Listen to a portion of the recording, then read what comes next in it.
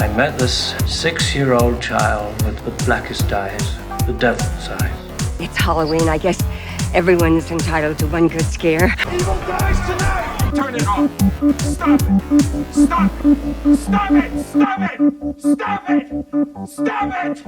Stop it! You heard it up top, normies. It's the big one. We're talking the slasher of all slashers. And evil dies tonight! Because we're talking Halloween. Close to Halloween here on Normies Like Us with your hosts. I'm going to say Silver Colin. All right, well, this is a real softball, but it's Michael Myers. Dr. Jumas? I don't know. I didn't think about this one at all.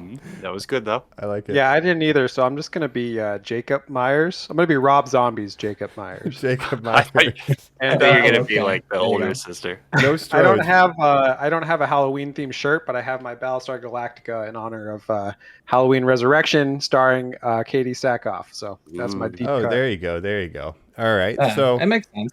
yeah, as Colin said, this is the Halloween episode, not to be confused with our Halloween episode, the Spooktacular, but this is the Halloween episode talking everything in the Halloween franchise. That's right. It's gonna Even Halloween 3. yeah, it's gonna be That's right. an epic one, Especially Halloween 3. especially depending Ooh. on what you believe. Yeah, it's going to be a big one, I think, guys. I mean, let's start with Colin. What's your history kind of with the Halloween franchise in general? We just got Halloween Kills, so it's kind of back in, people's minds. But what's your history with it? I love the Halloween movies. I've never seen one in theaters outside of the 2018 new one. Somehow, I just was not into this kind of like big slasher movement as a kid. We kind of talked about it in Scream. I didn't really see those either. I have a big memory attached to, one Halloween night being like 12 years old and the bad neighbor kids, Robbie and Logan, running around kind of pranking stuff, like throwing eggs at people's houses. My dad was one of those guys who would just leave like a bowl of Tootsie Rolls out. So we'd get hit pretty fucking hard on pranks. And I remember Halloween the movie on TV as Michael Myers is stabbing somebody, hearing a bunch of eggs splatter on our house and fucking jumping up and freaking out of my mind. So I've got a very visceral, scared memory with this franchise. And I've seen them all, and I love them. Got it. Okay. Jacob, how about you? What's your history? Well, my history is basically I'm coming at this with the freshest eyes possible. Well, The devil's only eyes? the devil made me do it. Okay. You're evil. I shot him 6 times. Like you, Mike, as you're probably about to explain, Yeah. I had only seen the original Halloween and the original Halloween 2 before this month, the month of October 2021, in which I watched every movie in the Halloween franchise, finishing with Halloween Kills just last night. So Wow. I'm ready to talk about them. I saw all of them for the first time except the first 2. Gotcha. Okay, I guess I'll piggyback off that, then we'll throw to Joe.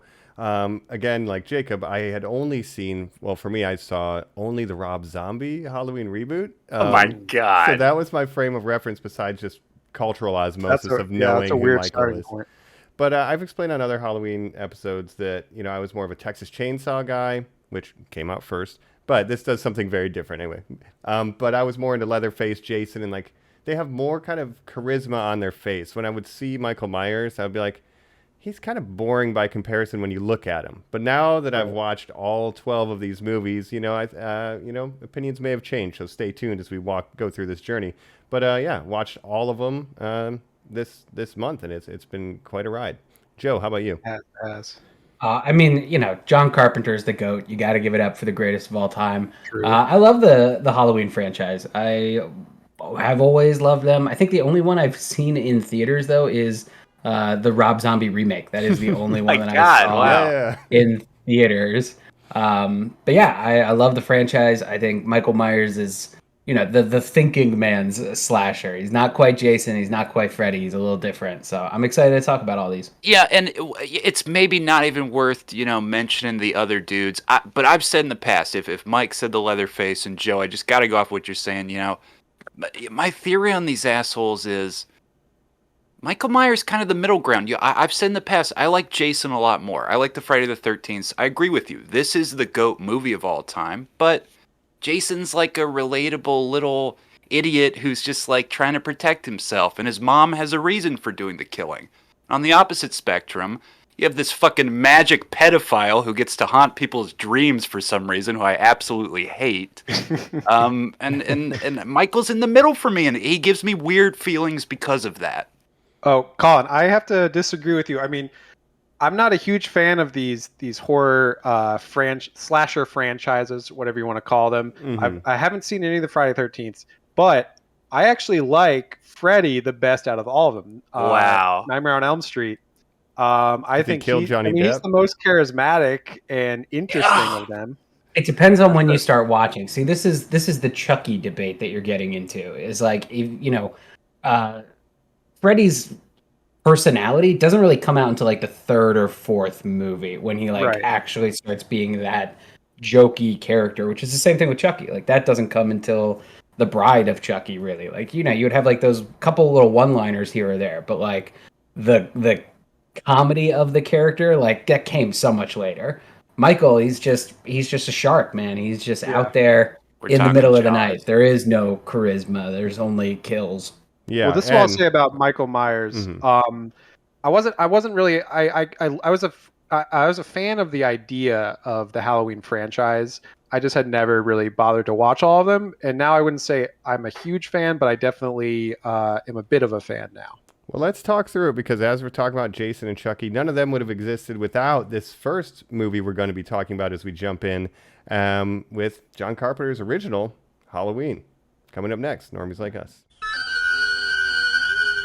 Halloween night. A small American town. 15 years ago.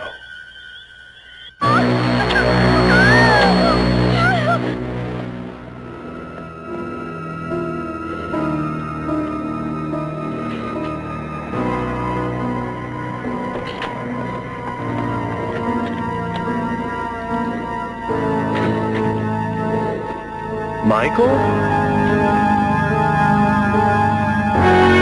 Halloween. I spent 8 years trying to reach him, and then another 7 trying to keep him locked up, because I realized that what was living behind that boy's eyes was purely and simply evil. On Normies Like Us. Dee-doo-doo-dee-doo-doo-doo-doo.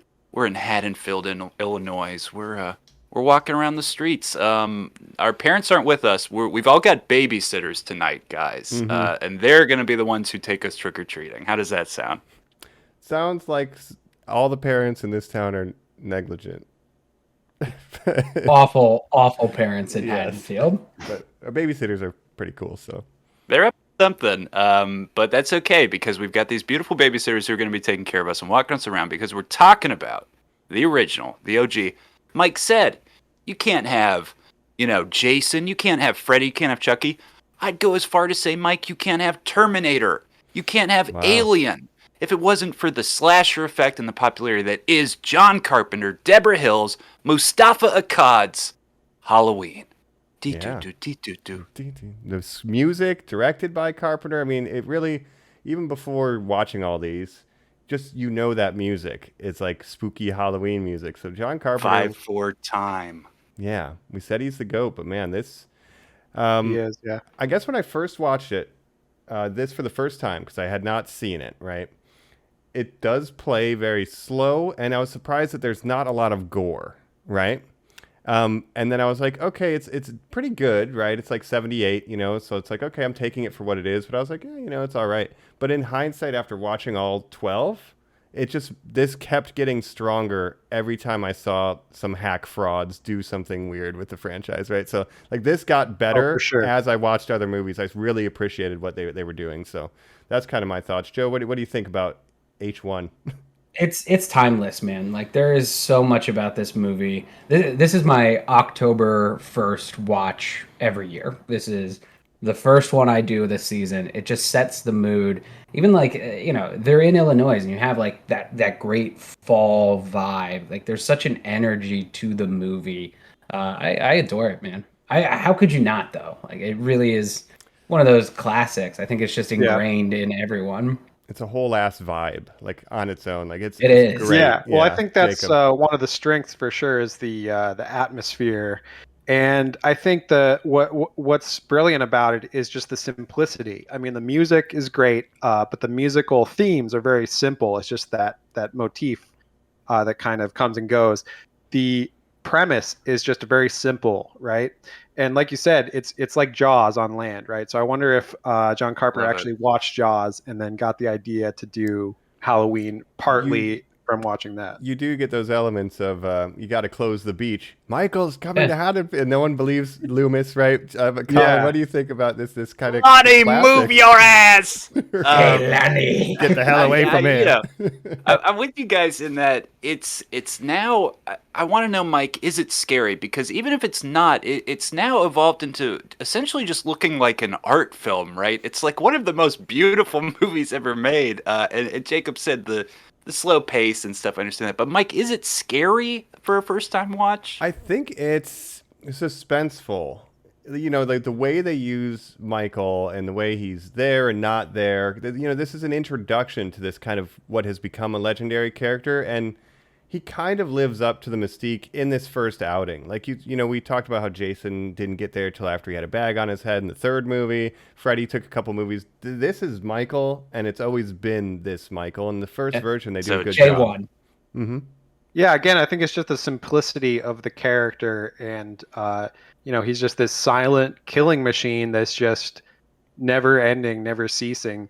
But I think what this movie suffers from something that I like to call Citizen Kane syndrome, where it's like it was kind of the originator of so many like tropes and that kind of thing that if you watch it now, it still holds up for sure, but I can see someone who's seen like a million slasher movies watching this and say, oh, it's nothing special, because it basically invented the genre.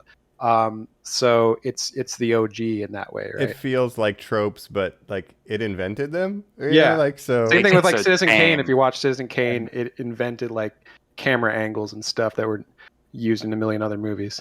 I mean, I think about it the same way I think about like Star Trek, the original series, which I have never watched and will never watch, but I love, you know, the TNG era stuff. I think, you know, Michael, I think you're just born with that knowledge now. You know what I mean? Yeah. It's not like you're sitting in a movie theater in 1978 and you're just watching the simplest story ever. Madman comes to town, babysitters beware. Like, that's it, you know? Yeah, Right. And how, And like I said, the lack of Go ahead. gore kind of makes it, when the violence does happen, it makes it stand out more because it's so kind of used sparingly. Yeah, and it's shot really well. Like they have them appear out of the shadows, and we got to mention it's Dean Condy. Like he shot Jurassic Park. Like this thing looks great. I joked I'm not going to do all the behind the scenes, but they use the Panaglide. There's a very famous tracking shot to open this film. Invents it. Yeah, and it's like there's so many iconic things in this movie. It's really well done, and that ending where he's there but then he's not, is the shape still out there? And you leave a movie theater in '78 in small town USA.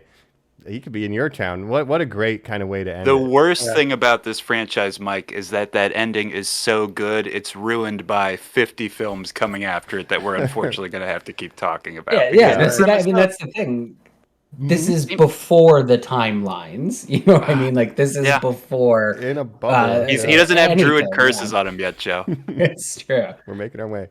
Yeah, that's true. Like this movie, like it is cursed by the fact that it's so good, and then that ambiguous ending. It's like, of course they're gonna do sequels, and like this in a bubble is amazing. Like you said, it's an art film. Like it should be required viewing for any student of the art form. I'm always asking, what are movies about, right? What are movies about? And this one directly asks the question at the end. It's about, is there a boogeyman? Jamie Lee Curtis crying, we should say. You know, there is.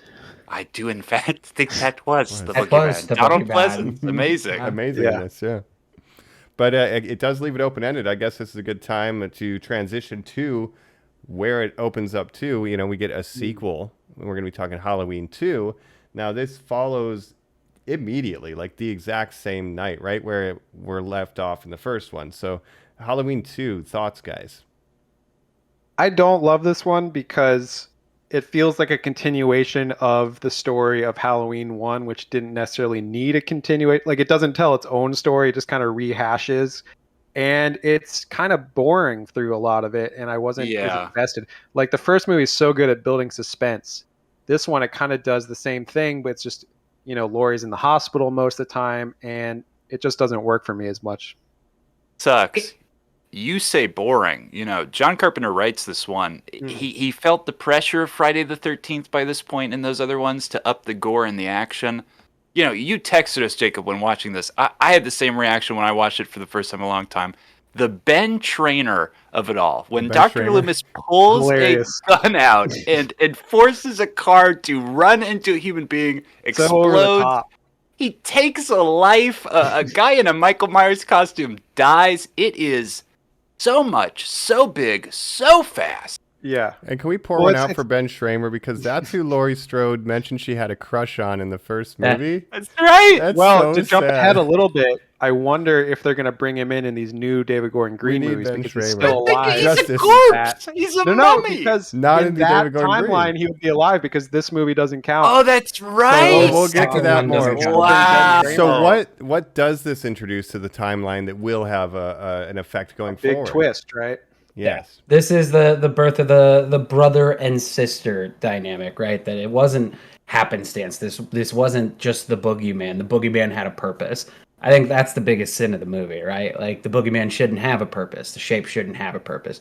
Jaws isn't eating people because it's like mad at them. It's just a machine. It just does what it needs to do. I mean, I think like Halloween 2 is like mid, you know what I mean? Like it's just kind of there. It's one of the ones in the franchise for me. Probably the best Loomis movie though. Like it is probably the one where you get the most action out of Dr. Well, we got to wait till we get to 5. There's some good Loomis there, but we'll that's talk. true. Yeah, it's unfortunate that the only sequels that Loomis was in were kind of some bad ones. But I want Loomis 2.0.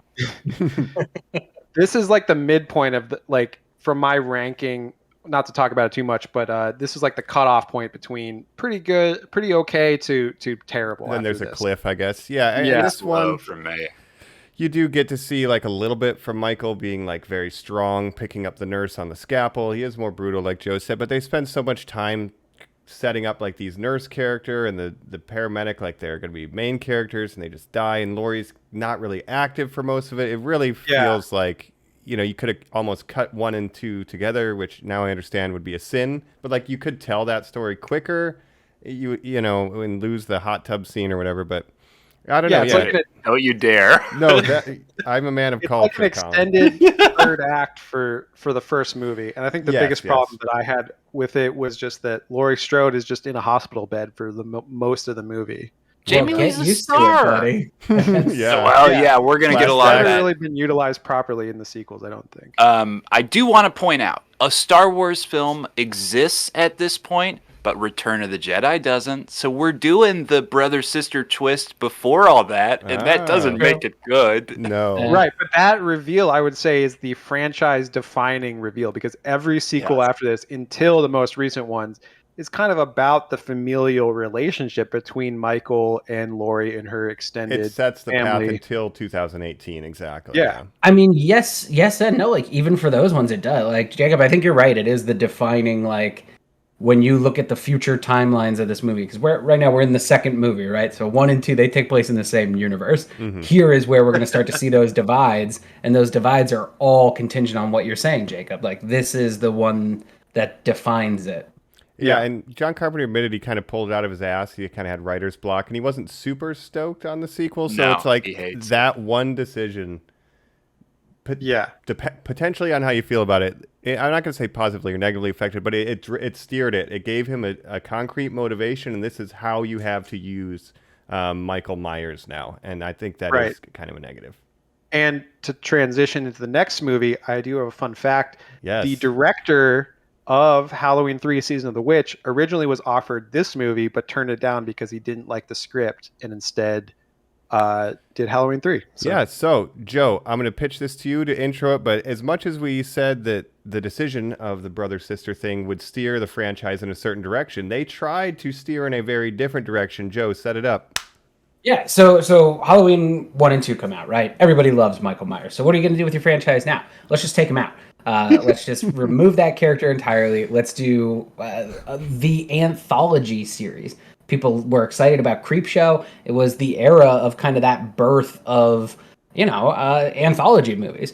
I adore Season of the Witch. I think the worst thing about Season of the Witch is that it has that Halloween 3 in front of it. If you could just cover that up with tape and just call the movie Season of the Witch, you have one of the Season best... of the Warlock. There's no witches in this movie. Yeah, maybe. Yeah, I think both parts of the title are misleading because The green before scare is saw what I it, would call it, but I literally thought it was about witches, and I was like, "There's witchcraft, I guess, but there's no witches in this movie." I'd call it Trick or Treat, another great franchise. Trick or Treat would be a name. great title. Yeah. But correct but me I if love I'm it. wrong, but John Carpenter, he always envisioned Halloween as an anthology, right? And each movie would take place on Halloween, and it would be a totally different story.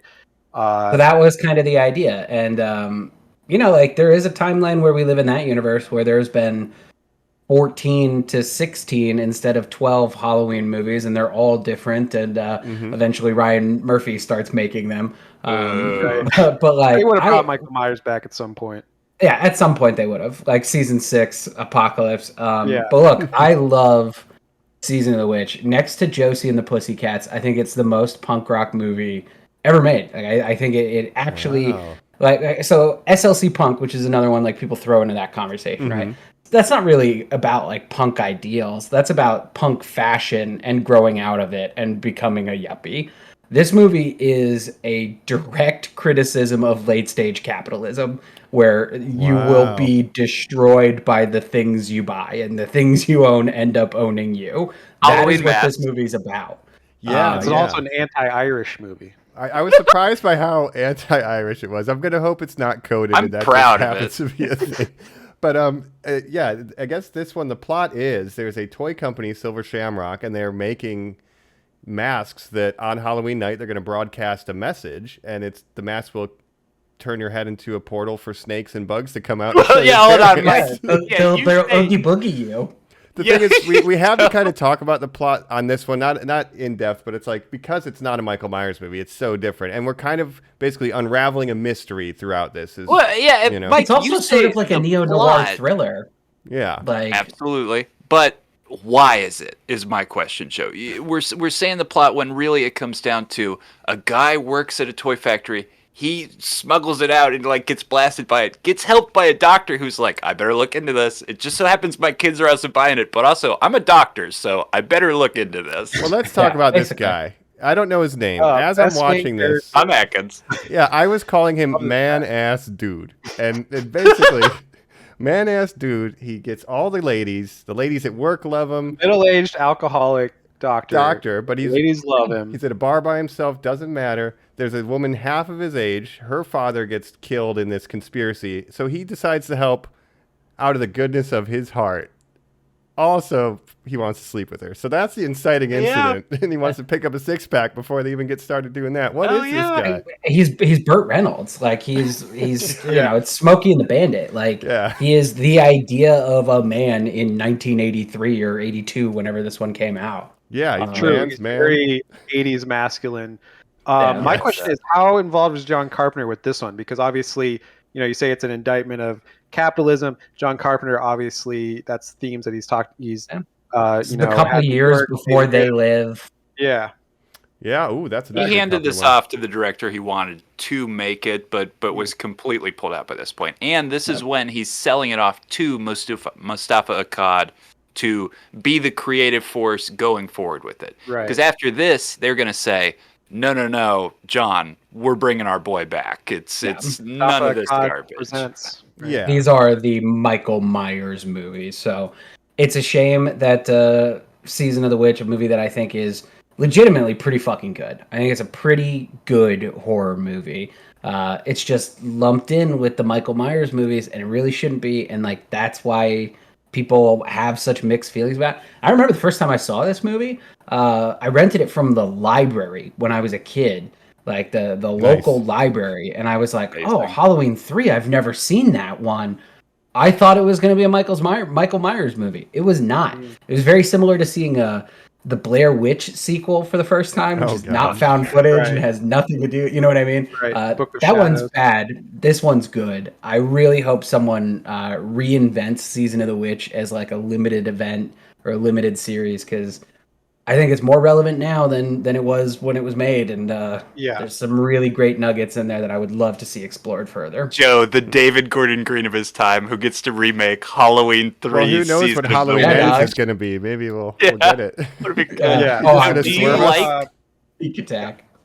Joe, do you like when they do the masks in the other movies as like homages? Yeah, no, I'm fine with that. I like I really want to make a list of like all the movies that are interconnected, because the details in Halloween Kills, when you see the masks in this one, you can actually see the Silver Shamrock logo even. You're kidding. So it's not like it's just the same design. You can see the fucking logo. Like Silver Shamrock exists in that timeline. So maybe which it's is about a different to Halloween happen. exists as a movie in the Halloween 3 timeline. So yes. It's like a Lifetime movie, though, Jacob. Yeah. My final thoughts on this one is when I watched this, I watched them in chronological order of release. So I watched it for the first time. I thought it was going to be about witches, like I said, but it was a super fun watch, and I definitely recommend it if you haven't seen it. It's a blast. It's like almost like a Twilight Zone episode. It's got sci-fi aspects. It's got robots, mystery, it's got Stonehenge. It's like all that stuff is in this movie. Stonehenge, robots, killer masks. What more do you want? And a man-ass dude. Boogies. And if you're racist against the Irish, like we said, you will love it. The Green Scare, yeah. But it's definitely a movie worth watching. And even though it's not Michael Myers, it is part of the Halloween continuity. And yeah, I enjoyed it a lot. But due to it's Michael got a great not being ending in it, the ending is one of the best too. Let's not spoil that. But Michael Myers not being in it, audiences were pissed too. And the shareholders said, you know what? It's time to go back to basics. So let's take a break, and we're going to come back and look at the next set of films where Michael Myers returns right after this.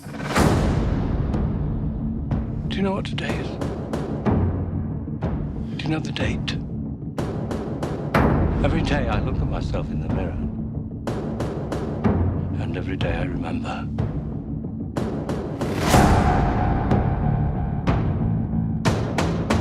You let them take it out of here. Now he's escaped. I knew this day would come. What brings you back here for 10 years? Michael Myers. 10 years ago, he tried to kill Laurie Strode. Now he wants her daughter. Wherever she is, that little child is in mortal danger. Myers has been locked up since before she was born. He's never laid eyes on her. You're talking about him as if he were a human being. That part of him died years ago. We are back, and so is the big boy himself. We're talking the return of Michael Myers, Halloween 4 here on Normies Like Us. And Mike, don't no. Oh my God, sorry. I'm having visions. Oh wait, no, that's not till the next movie. Yeah, you gotta hold on that one. Yeah. Let's not jump so that continuity, guys. Tell us where we are in time and space. Okay, so we have Halloween. Halloween 2 introduces that they are siblings. We are now skipping Halloween 3. That one doesn't count. The best is not involved. And now we are in 4. So 1, 2, and 4 are a universe so far. Well, technically speaking, 1, 2, 4, 5, and 6. Yeah, these next that we'll talk about are continuity, but right now, we're coming in right after 2. And like Joe said, we know the familial connection, and Michael has a taste for his own blood, because in this one we get Laurie's daughter, his niece, Danielle Harris. Jamie Lloyd. Jamie Lloyd, yeah. And Laurie's dead in this. Laurie's dead. That's what right? she died in a car accident off screen. Don't worry about it. It's all good. We'll never get Jamie Lee back to this franchise. So those are, that is the 1, 2, 4, 5, 6, and in those, Laurie Strode is dead, and we have her daughter as the lead. I'll say, Laurie Myers. Right off the top, I'll say 4 through 6, not my favorite era. I think these movies are pretty bad. Okay. Hold on. When a guy walks out in cowboy boots called the Man in Black, you think these movies start to take a turn? I will say the opening sequence of this one is fucking vibes, man. Like you could take the opening like 2-minute montage of just Halloween footage and put any like hipster fall song underneath it, and it works beautifully. I mean, I do love the pumpkins in the first 3. I forgot to mention there's like a themed intro where we have jack-o'-lanterns, and then there's a digital one on 3. But yeah, I like just Halloween vibes of the town.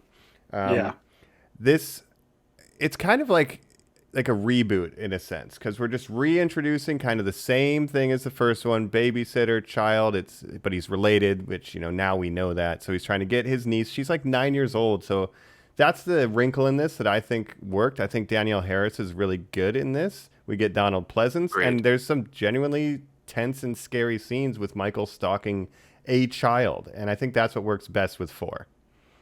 Yeah, I think the thing that sticks out the most about 4 to me every time I watch it, kids are so fucking mean in this movie. They literally chase that girl around, and they're like, "Ha ha, your mom's dead. Your mom's dead. Your mom's dead." Stop. I don't think kids really. Holy shit! But I don't think there's a lot of kids going around bullying you for having a dead mom. But your uncle's the boogeyman. Your mom's dead. Fuck you. Like, it's crazy how mean the kids. You're gonna make me go mute. Cut it out. Yeah, right. Man, and like getting adopted, but somehow ending up in the same town where all that shit happened. Like, how unfortunate, man. She gets the rough end of every stick, man. And does this happen now? Again, this is a trend, everybody, I believe. They're transferring Michael Myers somewhere and he escapes. Does that happen in this one? Does he do it? There's a moment where he's wearing a blonde Michael Myers wig in this one. The same one Ben Chambers dies in, basically. Yeah, let's talk about the mask. Like in 4 and 5, I think in particular, weird looking mask. 5 is regarded as the worst ever. We didn't even say the famous fact, of course, the Captain Kirk mask. Now, Joe, you said you didn't watch the old Star Trek. That's because kind of, even though it was so popular, a lot of people didn't. It kind of got canceled. This mask is a mold of the animated Star Trek series that came a little bit later. So it already had sort of a weird shape to it. Now, Jacob, by the time of 4, 5, and 6, they start making this motherfucker. It's not the original. They're producing one, and it's you not just a Captain lose that Kirk quality mask that was like messed up. It's a Michael Myers mask. Yeah. But it looks so weird. It's like weirdly shaped and like goes over his neck and stuff. And it's like whenever I see Michael Myers in like 5, especially, but a little bit in this one, he's not that threatening looking. He just kind of looks goofy. But 5, it's so ill-fitting is the problem. Yeah, it's like a pro wrestler. You want it to be a little loose. You don't want to see eyes. You just want shadows in the sockets. It was just a weird fit. But we do get a look for Michael here where he's in the bandages, which I kind of like. When he goes to the mechanics, it's the only other time we kind of see him look different, and it reminds me of Jason's Baghead days. So I'm kind of cool. I do like how anytime Michael Myers escapes jail or whatever, he needs to get his mechanic's jumpsuit. He needs to get his mask. Okay, Jacob, let's hit the checklist. Put on a jumpsuit that I stole from a mechanic. Absolutely. Yeah. Try to kill as many babysitters as I can. Absolutely. Eat a dog. If I've got a minute, I'll kill a dog and walk prepare into it. A random house and take the knife. Just sort of spook around. He's got a little OCD on top of his murderous tendencies. He's just got to be. He's got to have everything just so. But Mike, you just said something really important though. This motherfucker ate a dog. Like that happened. Ate a dog. Never forget. And also, and beyond that, he drove a car, and that still exists. He can still drive in this universe, and that's important to me. No. It's one of those things that people always think they can gotcha moment this series and be like, isn't it weird that he drives? When Donald Pleasance says in the first movie, and who the hell showed him how to drive? They call it out immediately. But it's something you don't think about with Michael, and I appreciate that he can drive a car. I texted you guys like nobody told me he could drive. This changes everything. Right. And that gets featured in these 2 movies here. So yeah, and you think of him as like an unthinking killing machine, like a shark, but somehow he knows how to drive. He knows how to get around. But Jacob, again, I think he knows whatever he needs to know. It's like just an open Sometimes he's putting his sister's tombstone in people's beds and staging killings. Sometimes he's putting on the ghost outfit with the glasses over it. In the first movie, Just for the fucking laughs of it all, man. I want to ask you guys this, because this is the Loomis trilogy. So it is, you know, the bonus and onus is on following through what he says in that first movie. Yeah. In your guys' opinion, is Michael the force of evil?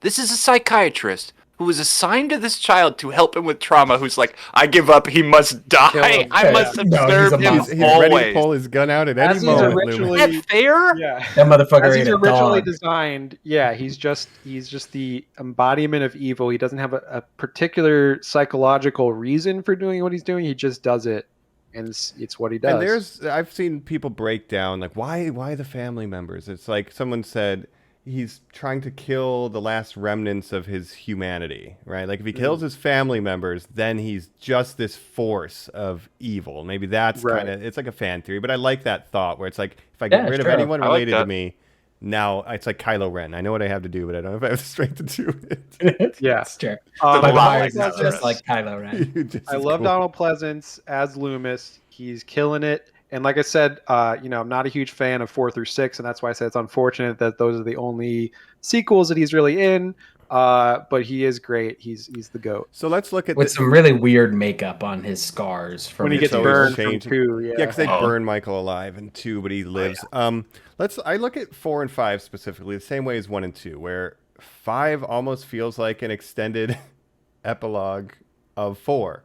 So, 1 or 4 is like kind of a reboot of the first movie. That roof fight is very kind of spooky, with Michael. It's well done.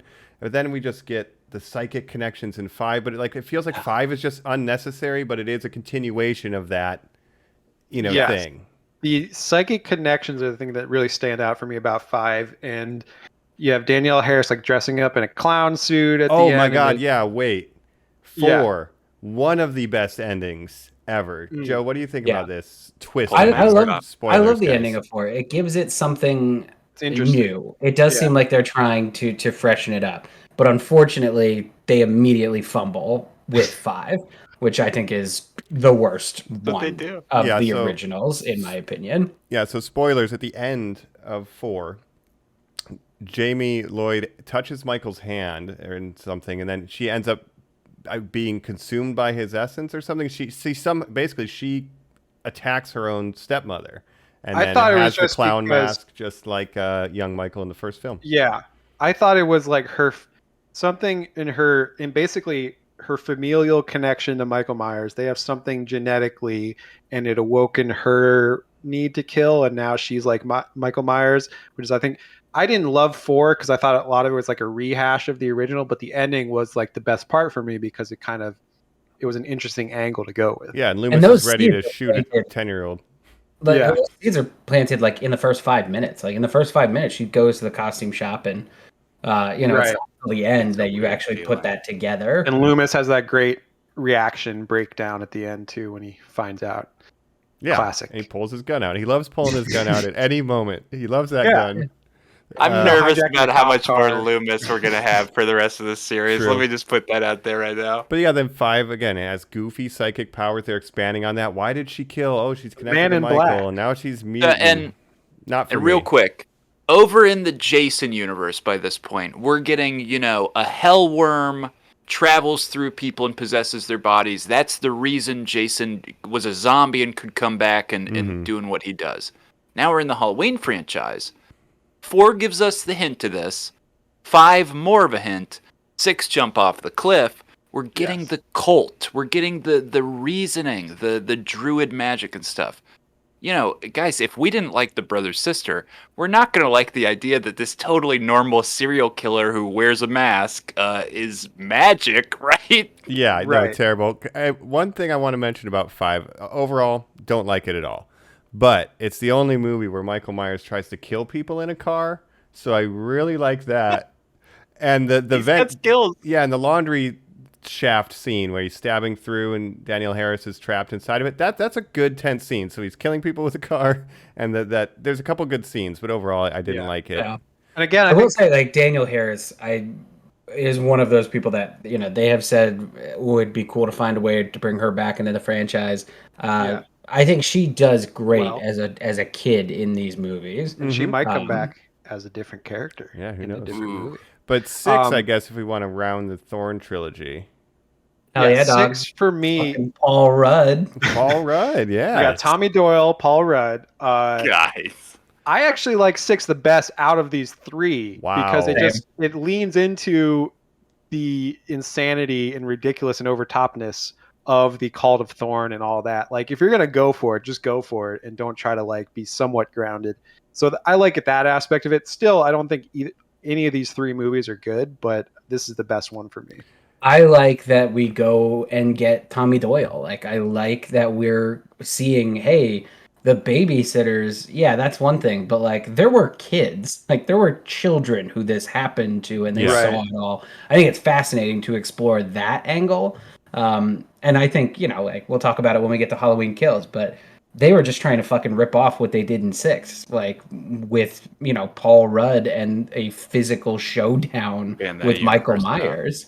True. Yeah, I like the Paul Rudd portrayal of Tommy Doyle. He's like obsessed with the Michael Myers and finding out the reason behind it and all that, which you probably would be if you had like a traumatic experience as a child like that. It probably would like kind of define your life to a certain degree as you get older. Yeah. And if you look at people who have gone toe to toe and danced with the devil, you have Laurie Strode, Tommy Doyle, Dr. Loomis, and Busta Rhymes. Oh God.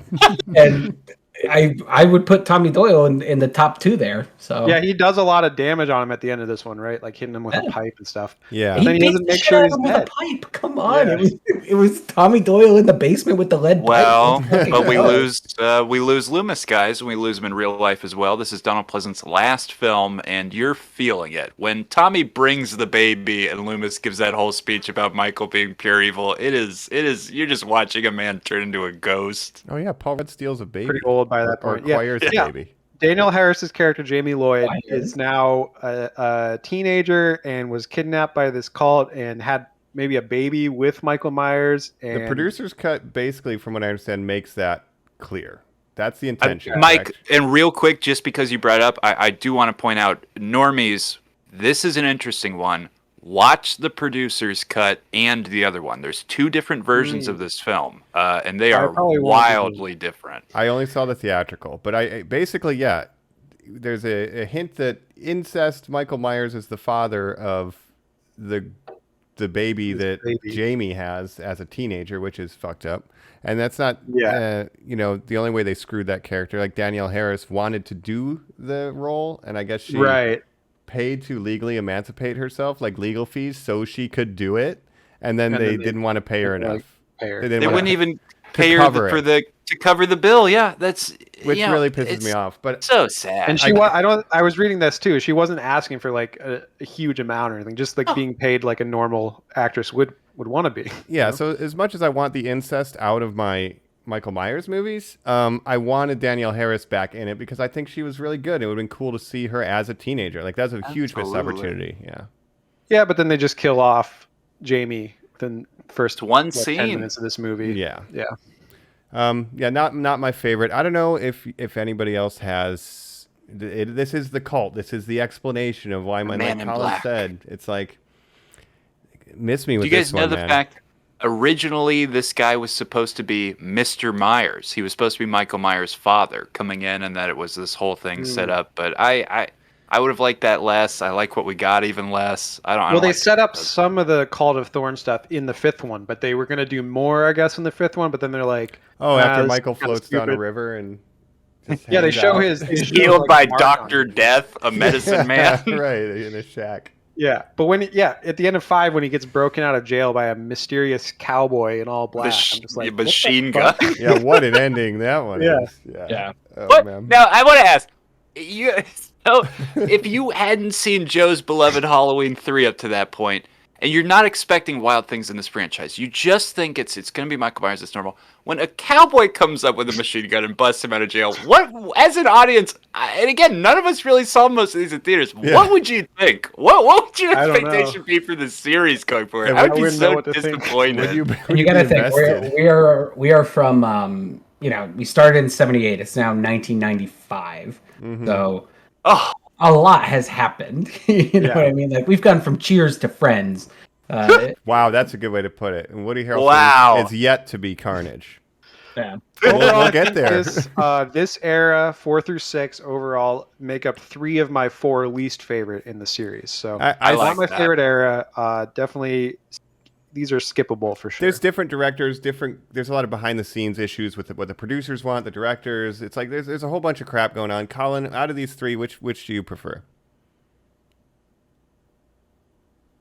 Got some other ones I'm going to defend for being really wild later, and I like what you guys said about 6. For me, it's too much, and 5 is just such a disappointment. I like how by the numbers 4 is, and that ending is such a good twist. I put that pretty high up. I like 4 as it bookends 1. Like 1 opens with that clown and the knife, and then 4 kind of ends with that. Like I think that's where in this universe I would start watching it at 4. Yeah, you'd be satisfied, Mike. Mm-hmm. Yeah, I'd be fine. 4 is probably the best movie, but I think 6 was the most fun for me to watch because it's just so over the top. I agree with that. And I don't know. I when I watch a movie like this, I'm not rooting for Michael Myers. I'm not rooting for brutality. No. You give me Paul Rudd with a pipe as a hero, like, yeah, I'm going to like that one the best. I'm going to like the one where you have a charming protagonist who's going to try to physically beat down the bad guy. This was one of Paul Rudd's first roles. This is before Clueless. He filmed a young Paul Rudd first. This was the year before Clueless, yeah. So early Paul Rudd, not even an Ant-Man yet. They wasted but he's already a superhero because he beat up Michael Myers. Hell yeah. All right, well, I guess that's the Thorn trilogy. Again, as I said, I would watch 1, 2, and 4 and treat that as a pocket universe. Fine by me. But, speaking of universes, let's just go back and start a whole new one. Let's do it. We're going to switch gears here and talk about the first major reboot, I guess, of the Halloween franchise coming up next. Look, I know today is the day, but I think... Oh, really? What day is that, John? Halloween. Oh, I hadn't noticed.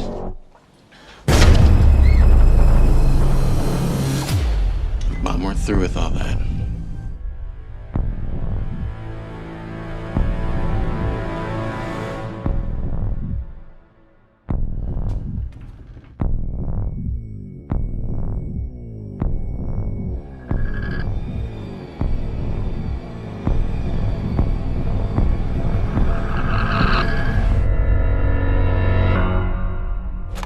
Ronnie, the phones are out. There's a strange car parked down at the gate, but I can't seem to find any signs of trespassing. What are you doing? Hey. I'm just gonna go find John.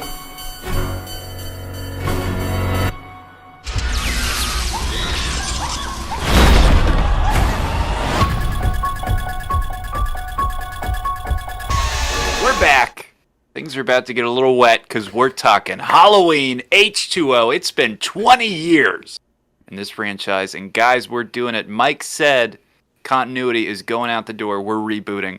Where are we in space and time now in the Halloween across the multiverse? The 90s. Right, so check it out. We are on the 7th movie and now the 3rd cinematic universe. So you have Halloween 1, 2, 4, 5, 6, Halloween 3, and now you have Halloween 1, 2, and then H2O. 7, H2O, And then which will Resurrection. continue into Resurrection as well. So That's what they are still siblings. That is still a thing. But she did not die in a car crash. Laurie Strode lived on. Yeah, I actually like how they sort of tried to explain that by saying she faked her death in a car crash, but then she doesn't have a daughter named Jamie. Yeah, I was going to say, so- Jacob, then the Watcher intervenes and goes, and you have a son instead of a daughter. Right. We get Josh Hartnett. But yeah, this is exactly like Joe said, a direct sequel to Halloween 2. Laurie Strode survives the Halloween night, and it's 20 years later, hence the name H2O, 20 years later. People meme on that title a lot. I like just H2O. I just can call it H2O by itself. It doesn't make sense. What is there's it, nothing Mike? about It's the water 20th in this movie. but It doesn't have to make sense. It was 1998. Scream and Urban Legend had It's the come 20th out. anniversary. This is That's how all, you yeah. make movies Well, now. exactly, Joe. This is the most Scream-like Michael Myers movie for sure, and it even has Kevin Williamson doing some of the writing on this, right? And some of the He gets score a full from Scream. screenplay credit, I think. Yeah. I think he's a co-writer. So we talked about this a little bit in our 1998 episode. This was a time where, like we said, Dawson's Creek is going to be destroying us. Scream is happening. Kevin Williamson is so hot.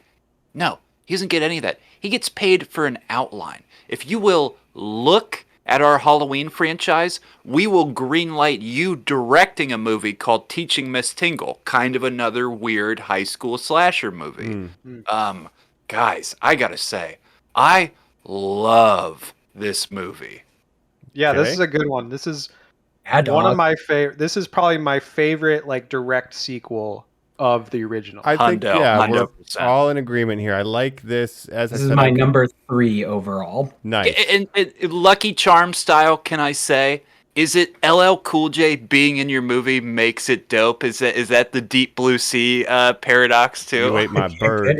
Could be. Exactly. Yeah, it's got that Scream style of dialogue. You can really tell that Kevin Williamson did some writing, and it's very Scream-like. The editing, the way it builds suspense is very similar, and it just feels like that late 90s slasher. Yeah, and it really works, I think. And we're 20 years later, right? So it's 78 to 98. The tropes that they created are now, we're having fun with them. We're playing with them. You kind of have this like sex as a villain that has come up in the last 20 years of slashers. I adore it, man. Yeah, and we were talking about how without the original Halloween, you wouldn't have your Jason and Freddy, but then they started having to compete with that, and they upped the gore, and then now we're in the Scream era, and it's like, oh, well, now we need to kind of be like that. So, in response, we get it moved to California. We're no longer in Haddonfield. Laurie Strode's out there. I'm okay with it because, once again, Michael drives a car across country. Should I stop at this rest stop? Yeah. No, I'm a silent maniac. I'll just keep going. But he does. He burns his tires out. Just finds her in California, even though she changed her identity to get away from it. But we find out he does kill Joseph Gordon-Levitt in the very beginning, who happens to be the neighbor of the nurse who has Loomis's Marion Chambers. And he finds out where she is through Marion Chambers. Yeah. Still smoking after all these years. True. More ways than one. Not the first time that she'll come back in the series, and not the first time that she'll get killed. Not the first time she's Amazingly died. not. Not the last. So yeah, I like the California. We have Josh Hartnett as the son now, and he's 17. That's how old Laurie was when she got attacked. So Laurie's got this PTSD. She's like a functioning alcoholic, but she's still got this trauma. And she's the headmistress of this private school. And Michael finds her, and the students all go away on her trip, but, her son stays behind. There's some cool stuff here, and Michael is also hunting the teenagers who might be into having sex while looking for Laurie. I think my favorite kill in this series might be the entire sequence of the dumbwaiter. Yes. Yeah, there's good stuff in this movie for sure. Yeah. And Mike, we're getting characterization now. Obviously they really want to make him a character. The big move for Michael now is the head tilt. Jacob talked a lot about how the mask was pretty bad. I think we're getting pretty good for this movie, actually. For sure. Yeah, it's much better. I still don't like the mask here, but I kind of ignore that in my brain. Like, I know, I'll see the bad mask and just look at it as the character. And we get the head tilt, which was established in the first movie where he pins man to the wall. But I like it. I think the physicality's here. That they really do it. Yeah. This one's just a love letter to horror in general too. Like, you have sequences that pay homage to Psycho, and you have the original car and the bit of the soundtrack when she has her appearance, and I like it. Just hits everything so right for me. Yeah, Joe, I was gonna mention that Janet Leigh is in this movie. Jamie Lee Curtis's mother, who was also, starred in Psycho, very famous maybe the movie. First slasher. Yeah, and they have a scene together. She walks to her car. We get the little musical cue from Psycho. I love that. That's a great little Easter egg for film fans. So horror royalty, Laurie Strode, Jamie Lee Curtis. I mean, it makes sense why they brought her in. And LL Cool J. Only one step below Busta. But we're one step away from it, I guess. But how about that third act twist when the kids are running away from Michael? They get to the front gate. Laurie opens the gate and says, "You get out of here." And she closes the gate and she stays inside to face off. What a badass moment for that character. I love the entire ending. We can go in and say what happens. I want to point out, in one of the earlier ones, we've already got some like regeneration abilities from Michael. In 4, he gets his eyes shot out by Loomis. We truly see him bleeding. He's not blind for the rest of those How movies. many times did he get shot in like 2? How many times did Loomis shoot him? And one, Mike, he does I shot him 6 times. He does that sort of like quick flash like dance that he does like as he's getting lit up by bullets and kind of like moves that shit. Right. But the big move in this one, of course, in 7 H2O is just losing that head by the end of the movie. I mean, you just go like literally I'm watching him like, yeah, Michael could come back from that. Right? Yeah. Well, if that maybe wasn't the real Michael. Yeah. Let's hold on that in a minute. So Yeah. you get this big final battle. I love it. I love the payoff. This is, to me, the definitive ending for Laurie Strode's arc. So H1, H2, H2O. That's also a good pocket universe. Hell yeah. I agree. Yeah, because as much as I love this one, to transition to the next movie, not as much of a fan of that one. Probably, in my opinion, the best ending of any Halloween movie. And then they had to go and fuck it all up. Yeah, And- just and like then in the 4 to worst 5, they fuck up their twist ending. So you bring us Resurrection. Yeah, what's going But on like here? before you get into Resurrection, Okay, I yeah. love that you have it's an inverse of the cat and mouse game at the end of Halloween 1, right? So like Halloween 1, you have Laurie basically playing tag with Michael Myers. Like he's the snail and she's the millionaire, right? Like gotta stay away from him. And now she's locking herself in there. It's the Rorschach, you're locked in here with me. Yeah. I love that. I thought that was such a great way to really there's payoffs for the first time with a character in this franchise. Like, you actually have lessons learned and character growth. We get that dialed up a lot in Revelations, Joe. Resurrection. I'm sorry, Resurrection. Well, Matrix. Any of the titles. In this one, where she's playing a cat and mouse psychologically, she's pretending to be damaged in the psych ward, and then baiting Michael in to kill him again, basically. Oh, you know what? Yeah, because she's in the psych ward, we find out that Michael switched outfits with a paramedic and crushed his larynx so he couldn't speak, but he also couldn't take the mask off to show that he wasn't Michael Myers, and so Laurie kills that guy. Don't decapitate me! But the real tragedy is that Josh Hartnett then gets adopted and then has to experience the faculty where these weird aliens take over teachers. Oh, I like that universe. So that's what happened to him. So look, as we head into Resurrections, to kind of fill in, if you haven't seen these, I have a fun fact, a story to kind of fill in what happened. So, all right. He is switched out, right? That was all Jamie Lee Curtis's idea. Like, Jamie Lee Curtis was like, "Oh, you're going to keep going. I'll appear in it, but here are my stipulations. One, she needs to be in a mental hospital because she can't get over like that this was all her fault, and she needs to die right away. Like, that was the only way they were getting her back." Because I really disagree with those decisions, but I feel like the ending of H2O, they wanted to have it both ways. Jamie Lee Curtis wanted to definitively kill Michael Myers, but of course the producers were like, no, we gotta keep, obviously he's not going to die. And actually, this is a fun fact, they have it in their contract that they can't kill him for good because they want to keep bringing him back. Mustafa Cod had that in the contract, correct. So how do they do it? Turns out it was not Michael Myers, it was a paramedic, and she just killed an innocent man apparently.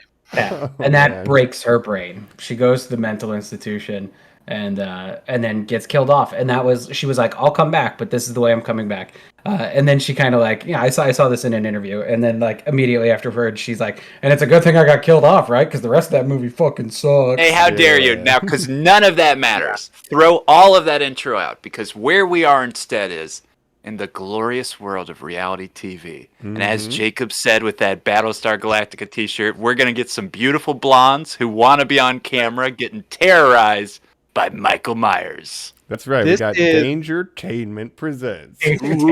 What year was this movie made? Like 2000? This movie was made in 2002. This is the first post 9/11 This Halloween. is the most 2002 movie ever made, I'm pretty sure.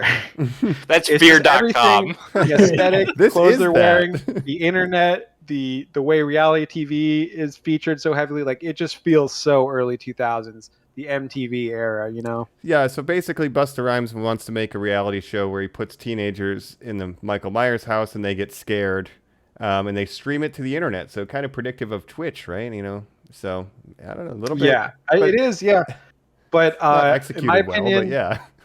Yeah, this movie, it's really bad. But on the other hand, I do think it's really very bad. funny. But is it? But it's cheesiest of them. It's actually really funny. It was one of my favorite movies to actually watch because it's so funny. You got Busta Rhymes making wisecracks and whatnot throughout, doing kung fu.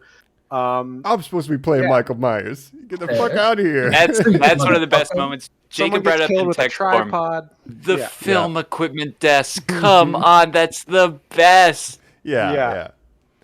There's you got high Tyra Banks degree of watching the monitors. The big physicality for Michael now in this one is he will swing down from rafters, With one almost arm. ape-like, right? That's Yeah, what he does a Tarzan drop, and he'll sort of like creep up on you. Yeah, They're just playing on like the Jamie Lee Curtis moment of the last movie where she's got the axe and like lowers herself down, and they just like kept doing it with him in this one. I do think this one's notable because this is the first sequel that's not about Michael Myers trying to kill members of his family. He's already done that. He killed Laurie Strode. Now he's just going back home. He just wants to. Why did he go after Josh Hartnett? So Jacob, in your mind, he's heading home. Knock, knock, knock. Open the door, hoping I can find a hot dead dog. But instead, he finds these goddamn teenagers. Yeah, understandable. I mean, they're in his house.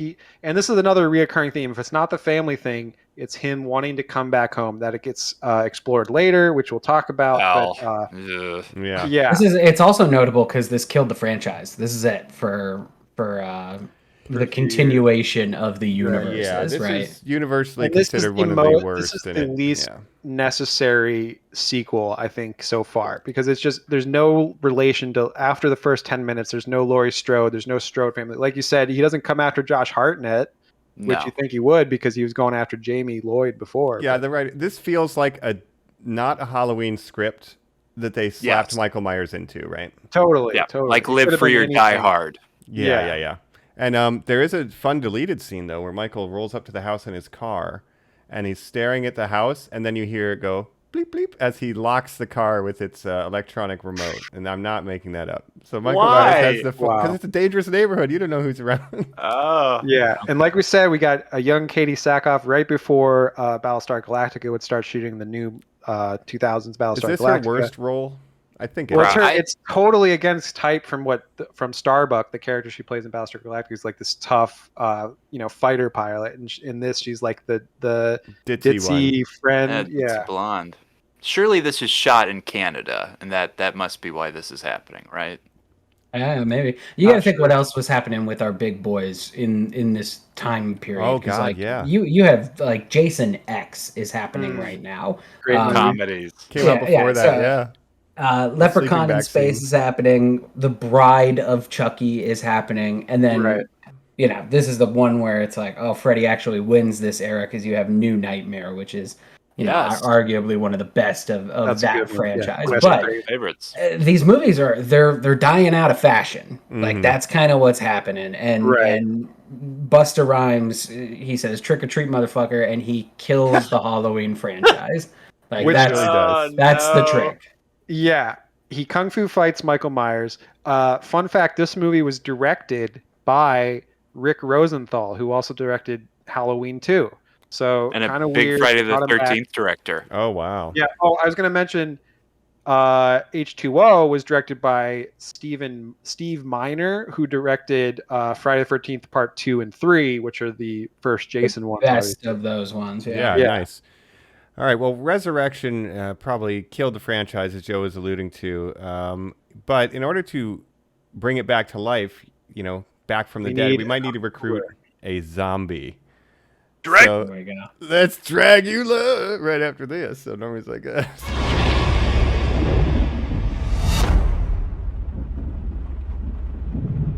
Nurse? Hello? Is anybody here?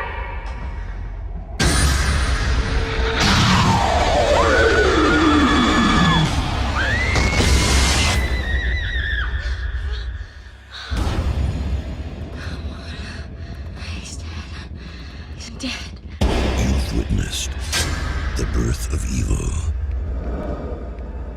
Are you a giant? Now, the secret behind his madness will finally be revealed. Only a river of blood can bring us together again.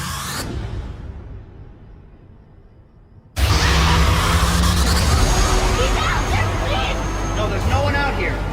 We are all counting on you to take us home this year. Now go have some fun.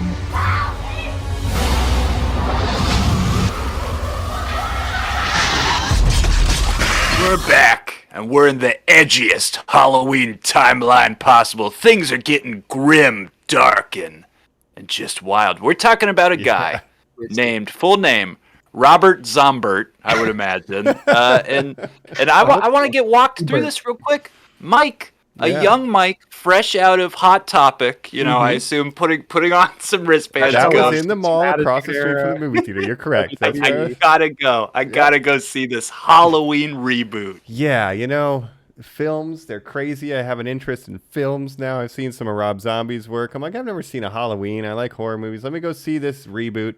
And I thought it was all right back then. Like, I was like, okay, we're introducing Michael as a kid. I had never seen the other one, so I'm not like, oh, no one wants to see Darth Vader as a baby. I didn't realize this was the Phantom Menace.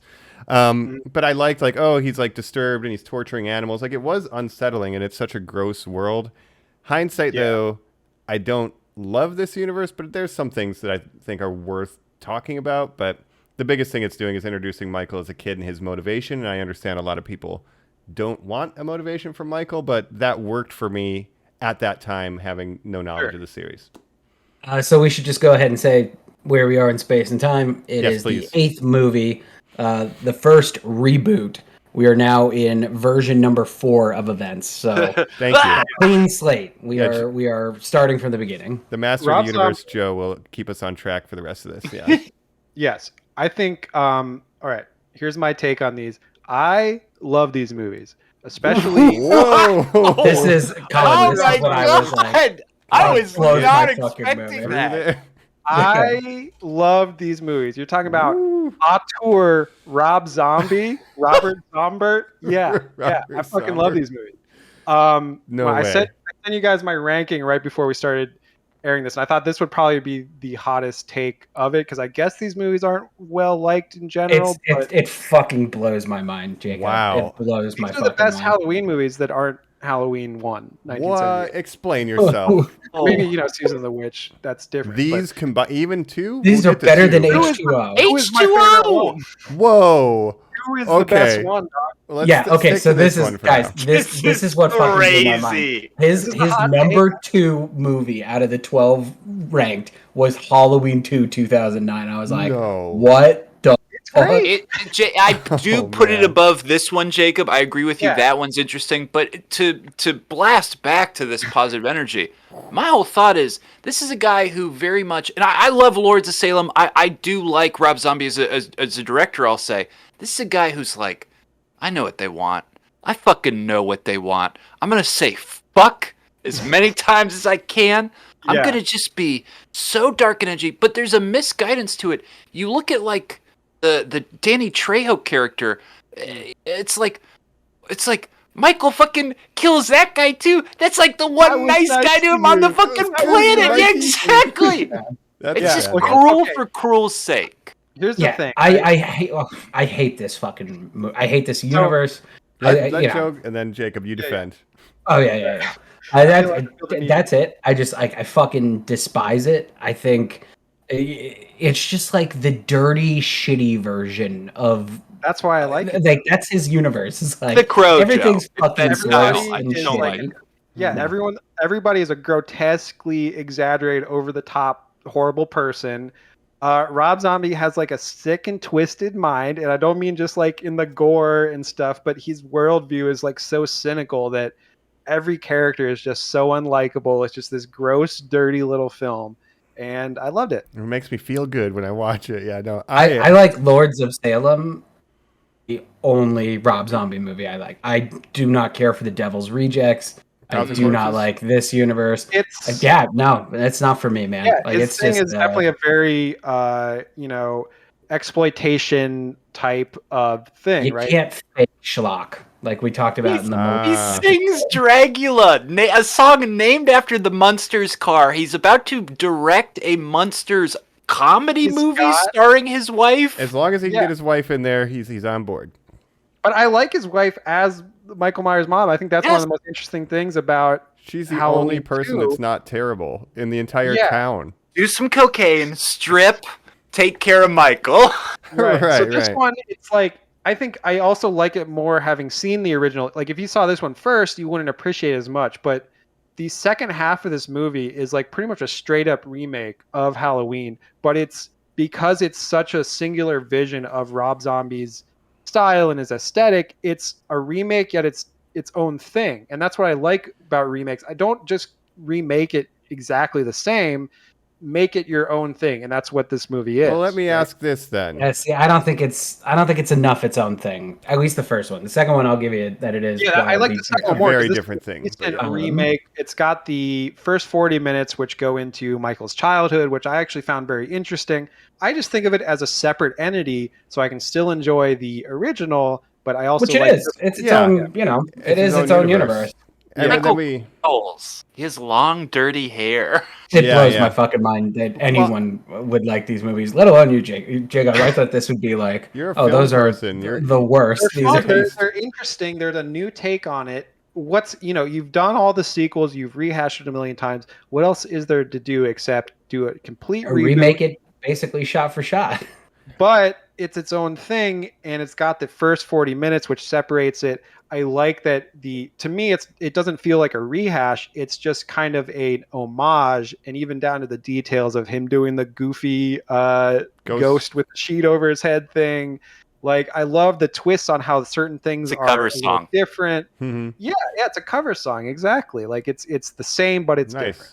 So and we do the first 40 minutes as background. We have New Loomis, never can compare, but then you speed run kind of a Malcolm remake of McDowell, H1. great actor. He's come on. amazing in this, I think. Yeah, I think it's fine, but I guess the things that I wanted to ask you guys about though is this version of Michael. I think it's played by Tyler Mane. I don't know every Michael actor, but this is the biggest Michael is. He's sort of almost Jason. Name's Joe Grizzly, bitch. They have him kill a big dude to show how big he is, right? Like that fight in the stall That's is the pretty other thing I loved badass. about It's the this. most physical Michael.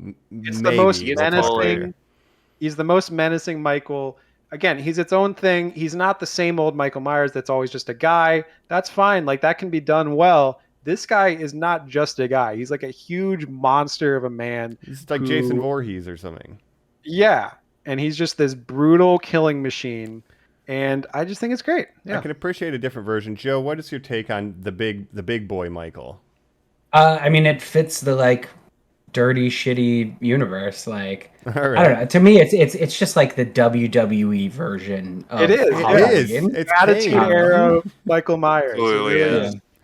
And See no I evil. don't know. I'm not here for it. I don't like it.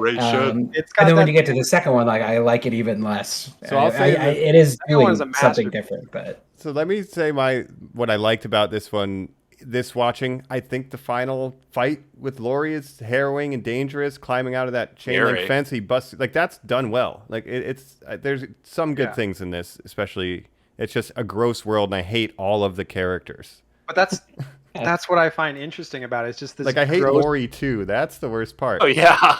Oh yeah. Yeah, Laurie. Yeah. She's maybe one of the least terrible characters, but you got Annie Brackett played by Danielle Harris. She comes back. Yeah, right? Yeah. Love that She detail. does a nude scene, Jacob. This girl we got to see as a little child comes strange, back yeah. and does Psychic that. powers. You just want to say, and we should say, sought out to do this. Her and Rob Zombie mutually thought this would be a really cool thing for the series. There's love it, no, power difference, I'll say. And having it really her is both of them. survive this one and be in Halloween 2 Yeah. was a great. I loved Halloween 2, Rob Zombie's Halloween 2, because it tells its own story. It's like, okay, we're done with John Carpenter remake. We're doing our own doing something thing else. now. So let me say one more thing I liked about 07, then we'll get to 2. There's a problem I had with Halloween the original, and it's when Laurie Strode is stuck up against the glass door, she will not break the glass to escape with her life. In this movie, they have Laurie Strode, terrible Laurie Strode, throw a chair through it. And I'm like, there we go. There's logic. You fixed my problem. But anyway, I have a bigger problem. Yeah, I have a bigger problem with this second movie. Taylor Compton, I thought she was fine, but really, I just love the menacing Michael Myers. He's like this weird shambling guy when he breaks out of jail and kills that guy in the trucker bathroom or whatever. Like everything's just so over the top and nasty. It's just the cynical worldview of Rob Zombie. Yeah. Here's my problem. My ultimate problem with it, though, you can't go backwards. Like, I think it's these movies are obviously a stain, right? Or we wouldn't have reverted away from them. We would have just kept going in that universe. Because Rob Zombie didn't want to do a third one, I think, and then they're like, okay, let's try something different. But after Halloween 2 came out in 2009, it was another almost 10 years before the next one came out. It killed the franchise. This is the longest break. Yeah. So like Halloween 2 was so poorly received. Yeah, Halloween 2 was so bad, it killed the franchise. So Jacob, please tell us why Halloween 2 is good. Halloween 2 is the best Halloween movie that's not Halloween 1978. Wow. Okay. And walk me through it. Okay. Wow. Freaking white horse visions. What's not to like about that? Are you ranking this based on horse appearances? He doesn't even drive in this universe. No, but he dreams about horses. Bottom tier. I love this movie. This movie is a freaking masterpiece. Okay, it's great. Some theme stuff is carrying over from the original series. We're getting in this one as well. The familial stuff. They are connected by family. Yes. Now, I was going to say. This Michael Myers is different. He doesn't kill innocent babies. Like he passed up the opportunity to kill babies a couple times, and he didn't want to kill his younger sister Laurie Strode when she was a baby. He calls her Boo, all that. So there's more to this Michael Myers. There's some weird family stuff, but he doesn't just kill indiscriminately all the time. Which I see that bothers me because like the rest of the universe is so fucking shitty. Why is this Michael Myers not? Like, why is the Michael Myers to have a moral humanize compass here? him, make him more of a recognizable human, and give him real human psychological problems that instead of just being an unthinking killing machine, Rob Zombie's like attempting to explain why he would be right. Yeah.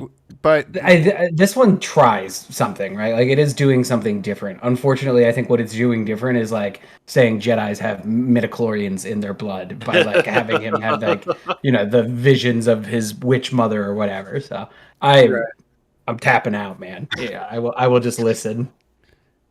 Yeah, I mean, for Halloween 2, like, he's seeing visions of his mother and the white horse, and it seems he's driven by these visions to get the family back together, which means now he's going to kill her because he couldn't do it as a baby. I don't know. It's just if he's trying to... It is something bold and different, but if he's trying to add nuance and humanity to Michael Myers, it would have been nice for him to add humanity to literally any of the other characters in either of these movies. But that's just that's his thing. He just makes these movies full of unlikable people. Gross like that. people. His worldview is or he's so a full like, asshole cynical. by this one. Yeah, and they try to touch on the trauma, but it's not like saying anything about it. It's just like, and trauma exists. Yeah, right. But I don't know. Like you have her living with the Brackets now. Annie Brackett survives the first movie, which she didn't in the original. I kind of like that. I like their kind of relationship. Annie trying to be the supportive friend with, her having these like mental breaks, basically. Like this whole movie is Laurie like trying to not go insane, basically. You got also, I forgot to mention Brad Dourif as Officer Brackett. Great character actor. Love him and everything that he's probably the most likable person in the movie. Mustache. Yeah. Yeah. Filming at the same time. Of course, Malcolm McDowell. He's trying to, he wrote a book. He's trying to be famous and all this. Driving around in a limo, Jacob. Worst Loomis. Yeah. Well, out of two, maybe, yeah. But I think he does a good job out of two, making his own. There's only two. Right. He's the second first out or of last. two. Yeah. Yes, that's true. So yeah, this one's very weird. And Jacob, I respect your opinion. I simply don't share it. That's fair. I don't. I'm flabbergasted. I don't appreciate. I don't respect it. Which movie is better than these movies of all the Halloween? 4? of sequels. H2O. H2O. For all the sequels, H2O. H2O by a mile. 4. I mean, there's no point in arguing because I would put these two at literally numbers props 11 to you and for 12. sticking to your guns. Just like Donald Pleasance, you're sticking to your gun. Oh, we get That's the right. origin of the gun in Halloween, Rob Zombie. That's so right. At least that's good. Yeah, he goes in that gun shop and Because the gun's around so much in the other movies, he has a fetish for it. And we I have a finally see him permit. buying it. Yeah. You don't have a 3-day wait in Illinois. And I mean, Rob Everybody Zombie, wants to see Han get the dice, right? Yeah. This is prequel, huh? the thing you have to give Rob Zombie is that he has like a singular vision, and I think a lot of these sequels they just feel like rehashes. They feel like cheap trash. This movie is like I said, like I'm kind of joking, but I'm kind of not. He's an auteur, and He is. I got to respect that. He's a rock star. He kind of gives it that kind of rock style to it, especially in the sequel. I dug it. Sherry Moon Zombie rules in this movie. Those scenes are really Ghost mom, cool. He's having visions of his ghost mom. He's got mommy issues. Like, I don't know. The only thing I wish about this one, I though, hate the ghost mom so much. The only thing I wish is that apparently they couldn't get the same kid actor from the first one because he was too old by this point. He was too tall. He didn't look right for the part anymore. So they had to recast the kid. I wish that he could have, because I thought he did a great job in the first. Yeah, one. the original kid. And as you're saying, he's an auteur. I guess you either like his style or you don't. It is pretty gross, but I do want to mention, this is the extra movie that I watched. I mentioned a bonus movie. It should have been the producer cut, but there's a YouTuber called Cole Edits, and one of my friends, is a coworker, Jacob, you know him. He's a big horror guy. We were talking about the Halloween franchise, and he said, hey, these guys released a fan edit of Halloween 07, where they cut out a lot of the gross stuff and make it play as more of a John Carpenter style. So and it's just a remake does. Yeah, so they cut all the stuff with Michael as a child and just straight to the day the sister was murdered and Sherry Moon Zombie coming home. I know you like the backstory, but these guys are saying, what if we treat it like Carpenter? And it does feel more like that. I think they did a good job. But if you're gonna do that, just watch the original. Like it's like Gus Van Sant remaking Psycho, right? He remade Psycho in the 90s with Vince Vaughn and these different actors, but it's literally a shot-for-shot remake. So, like, what's the fucking point? Right. You know? I wish he'd also remade Psycho too. Right. That would have been great. But that one remake changes it up. Yeah, exactly. I like it when you try something different, I guess. Yeah, but if you want more Rob Zombie style, this one as well has a director's cut, which supposedly it's a little different. As a fan of this one, Jacob, because there is some debate online with fans, do you think Michael steadies her gun to kill him at the end and blow his brains out, or is he sort of fighting against it too? Does he want to die? I'm not sure. I do like in the end, like she's almost becoming like him. She's having visions that he's like holding her captive, but then they're like, oh no, he's not holding her. She sees the horses. Yeah. Yeah. So goodbye horses. But I don't know, man. You guys, you just got to watch these movies. They're great. Check them out. Yeah. And follow up on the fan cut. I just want to mention, if you're interested in that, first one's up. He's releasing now an updated cut of Halloween 2, Rob Zombie, October 30th. It's premiering on his YouTube channel. Cole Edits. I will definitely watch that. Wow. That's great, Mike. So it's worth checking out. If you're fascinated by the Rob Zombie things, maybe see what a different edit could look like. Who knows? But that's where I'm at on this. But even with the gore, like I kind of like it for these movies because it's like it's its own style, and these are the most gory and some of the best death scenes in this one, right? I mean, this is also just Loomis following what was popular at the time, like the gore. This was when torture porn was at its height. This was halfway through the Saw franchise. You were Roth. If you weren't gory, you weren't in. But that's also just Rob Zombie's over the top style, and I think there's more to these movies than just like Hostel or something like that. Yeah. The added psychological background of Michael, his obsession with masks, all that stuff. Well, all we know for sure is the series did take a break for 9 years, and whether or not you enjoy the psychological factors or not, we're now about to create another universe where we go all the way back and remove any semblance of those psychological factors. Back to basics, we're talking Michael the Shape, the land shark himself, for the reboot, coming up next on Normies Like Us. Testing 1, 2, 3. We're on. We're here to investigate a patient that killed 3 innocent teenagers on a Halloween in 1978. He was shot by his own psychiatrist and taken into custody that night, and has spent the last 40 years in captivity. Hello, Michael. I have something you might like to see.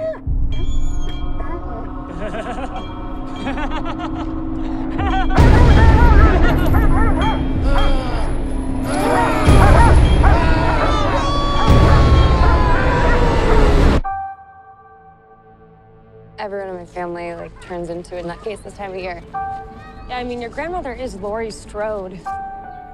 She was almost murdered.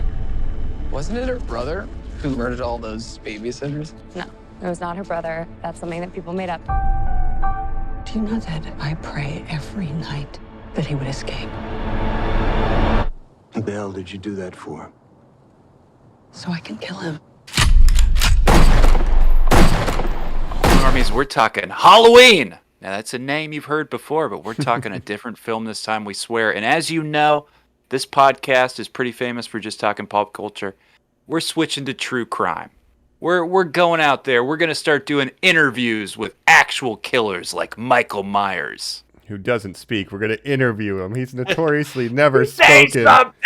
Michael Myers, fly that guy from England and pay all this guy money. who killed 4 people one time in 1978. It's the biggest deal possible. All right, so here we are Joe, where are to keep it straight, right? So we had 1 and 2, and then 1, 2, 4, 5, 6. Then we had 1 and 2, and 1 and 2, and H2O and Resurrection.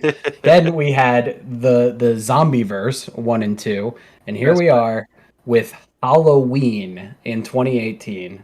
David Gordon Green. Yeah, I like to call it a direct sequel written to by Danny McBride. Halloween 1. That's it. It is from 1 to 2018.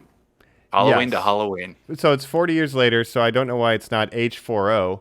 They really missed an opportunity. If there was an element, they would do it. Yeah, right. So I'm a little bummed there. But basically, yeah, it's literally 40 years later. This is the one where Jamie Lee Curtis comes back. And again, now, because as Joe said, it's a sequel to 1, the brother-sister relationship is not an element in this universe. And for Laurie, she feels like it is. Yeah, I'm into this. I am so into this continuity, Michael, that is just a killing machine.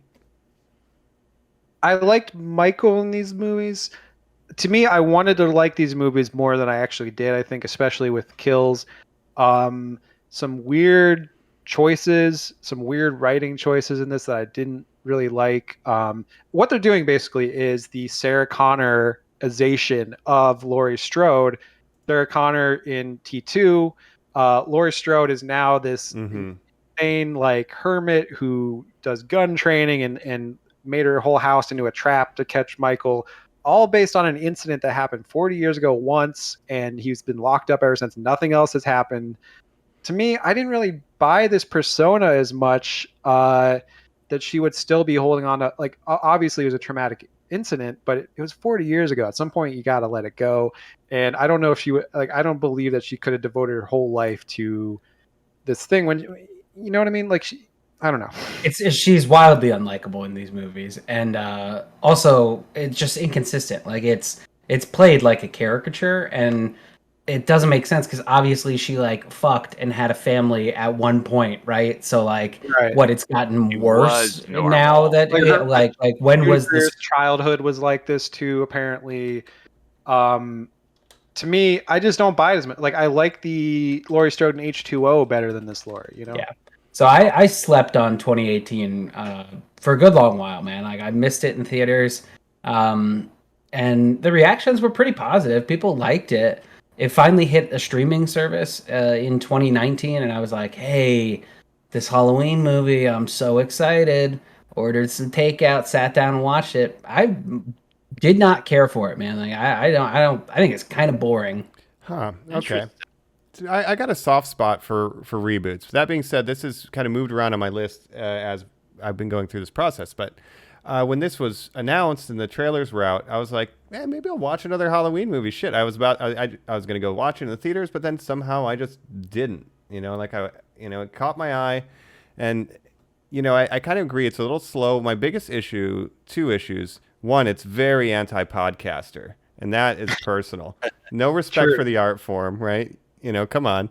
And then in both of these, Michael doesn't drive, but in the timeline, he knows how to get him in a car in the next movie. But we'll get there. That mechanic's outfit. Yeah, he drives in this, doesn't he? Because he meets those podcasters at like a rest stop and takes their car, doesn't he? And then drives they never show him actually behind the wheel driving. Oh. So it's alluded to, but I want to see it. I want him to step on the brakes when someone yells at him. Right. The whole he has enough awareness to meet these podcasters later to get his mask back. And he wants his things.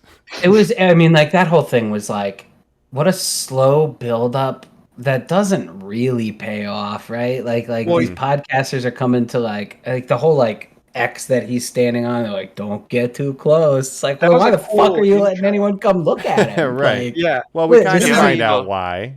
To me, that was a cool intro.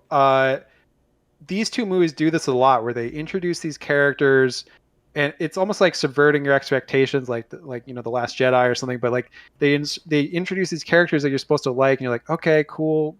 And then they like have some weird twist. They kill them off in like 5 minutes later, and they do that like kind of throughout these 2 movies with the side characters a couple and stuff. We'll see it. Yeah.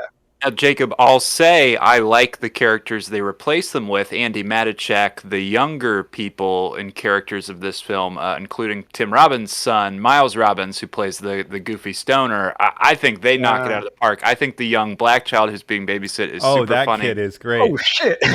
I'm with you guys, and I really like this one. I'm with Mike. I put it towards the top.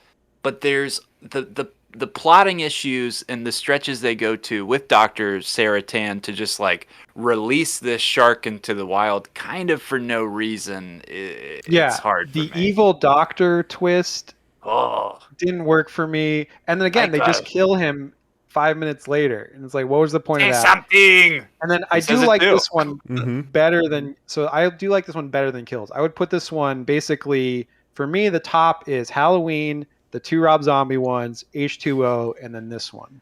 This one to me, like I don't know, man. I really float back and forth with it. It feels a little pretentious to me to be like, this one only the original movie counts and none of the other ones. That's it's right. Like, but why? Yeah, exactly. This story doesn't justify not including other elements. Like, there's no reason. In fact, this crazy Laurie would have made more sense if like 1 and 2 had happened, especially 2. Like if you had the familial connection, then you would maybe buy that she's like a crazy hermit and for this reason. Well, I have a take on this. Yeah. Like I think the problem is the script is fine. The idea is fine that Laurie would be traumatized, and I like that she's obsessed with Michael, and it turns out he's just not that into you.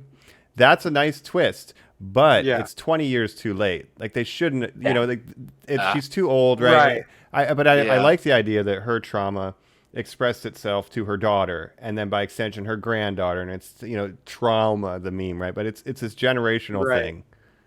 Just on that point, I'm sure we got a million things we want to say about it, but the too old fact, Jacob, if what you liked about the past Mike Myers we just talked about was the big Mike Myers, the take on this one is he's a skinny little old man, and that's like brutal, right?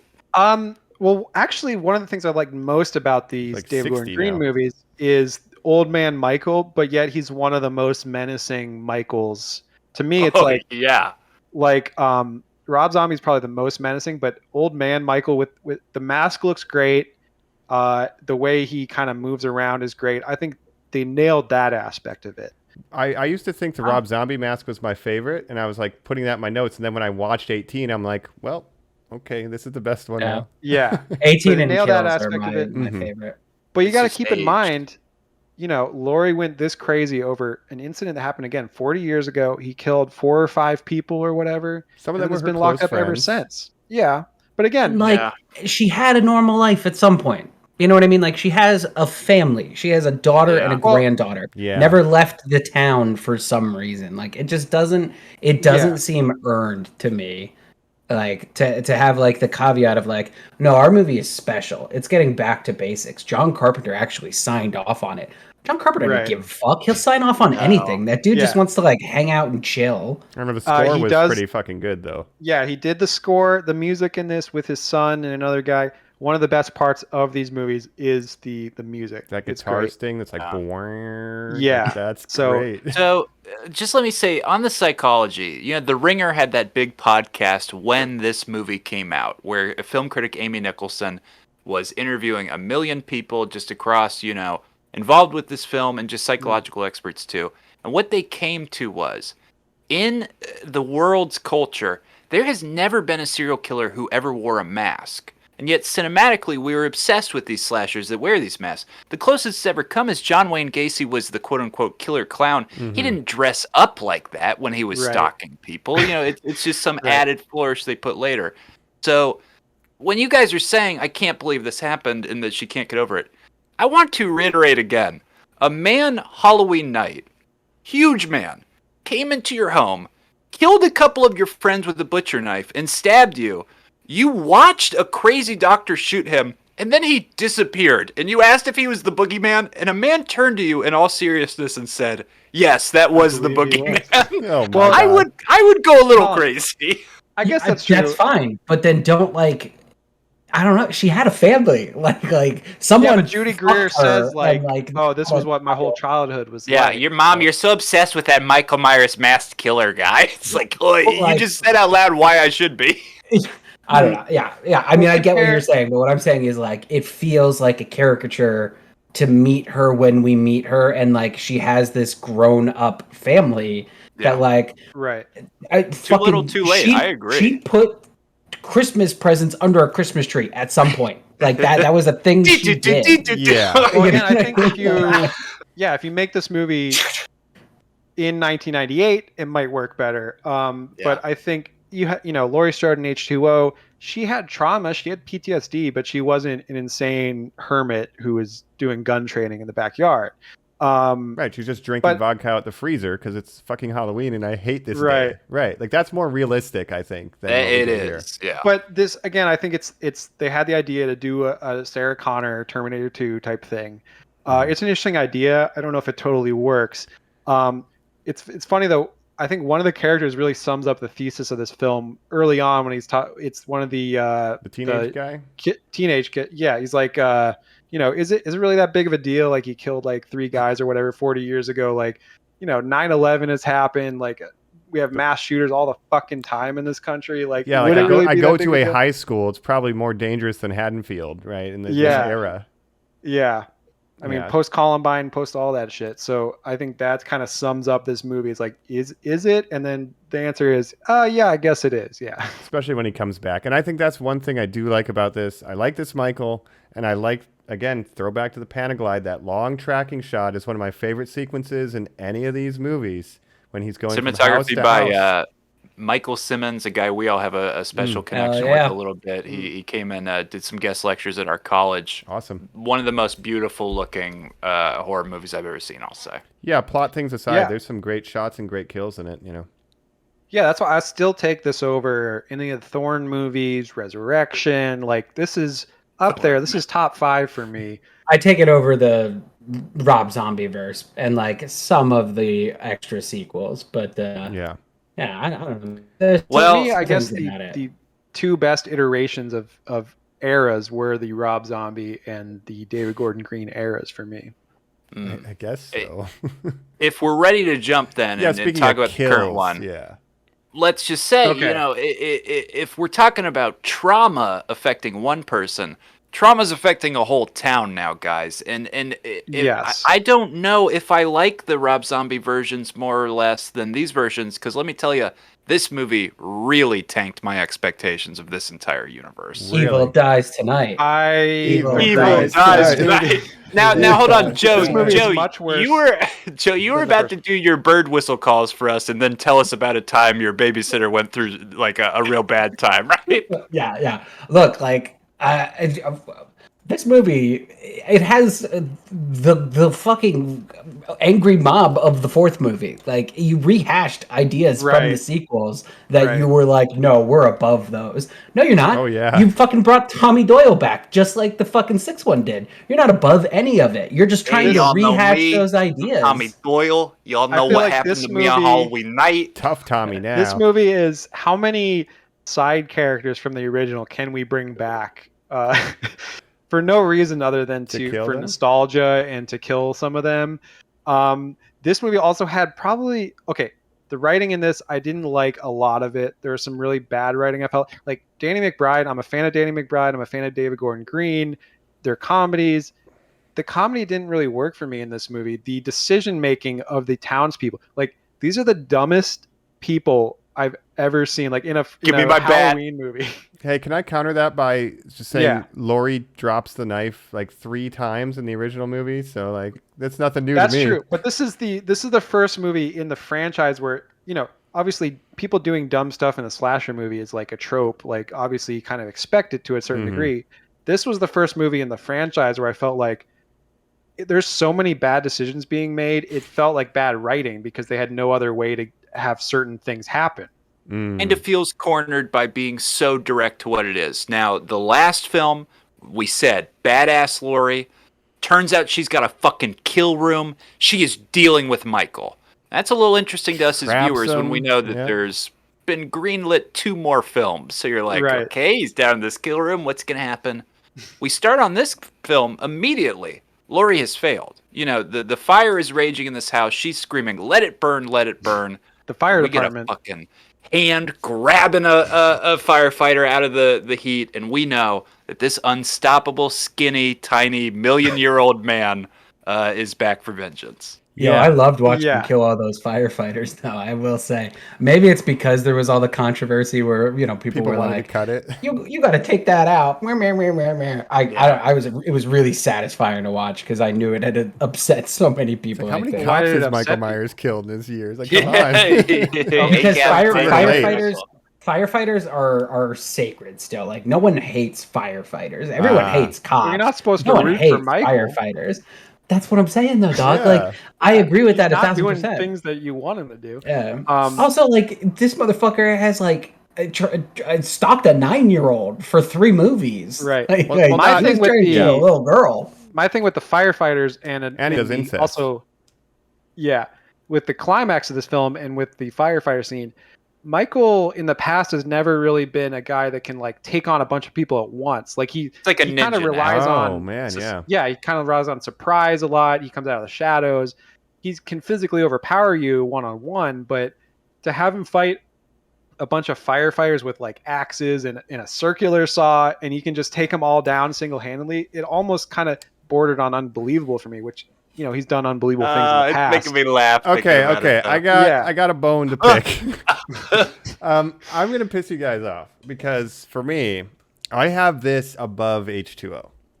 Oh wow! So, you like this one, Mike? Yeah, and I'll explain when I get to my rankings the particular. But the reason I like this is we're always wondering when looking at all the sequels so far and stuff like, what is Michael? Like, does he want to kill his family? Sometimes. Right now, no. He just wants to kill everybody. I prefer that. That's fresh and that's new. He just wants to go home. And then we don't even know if he's human.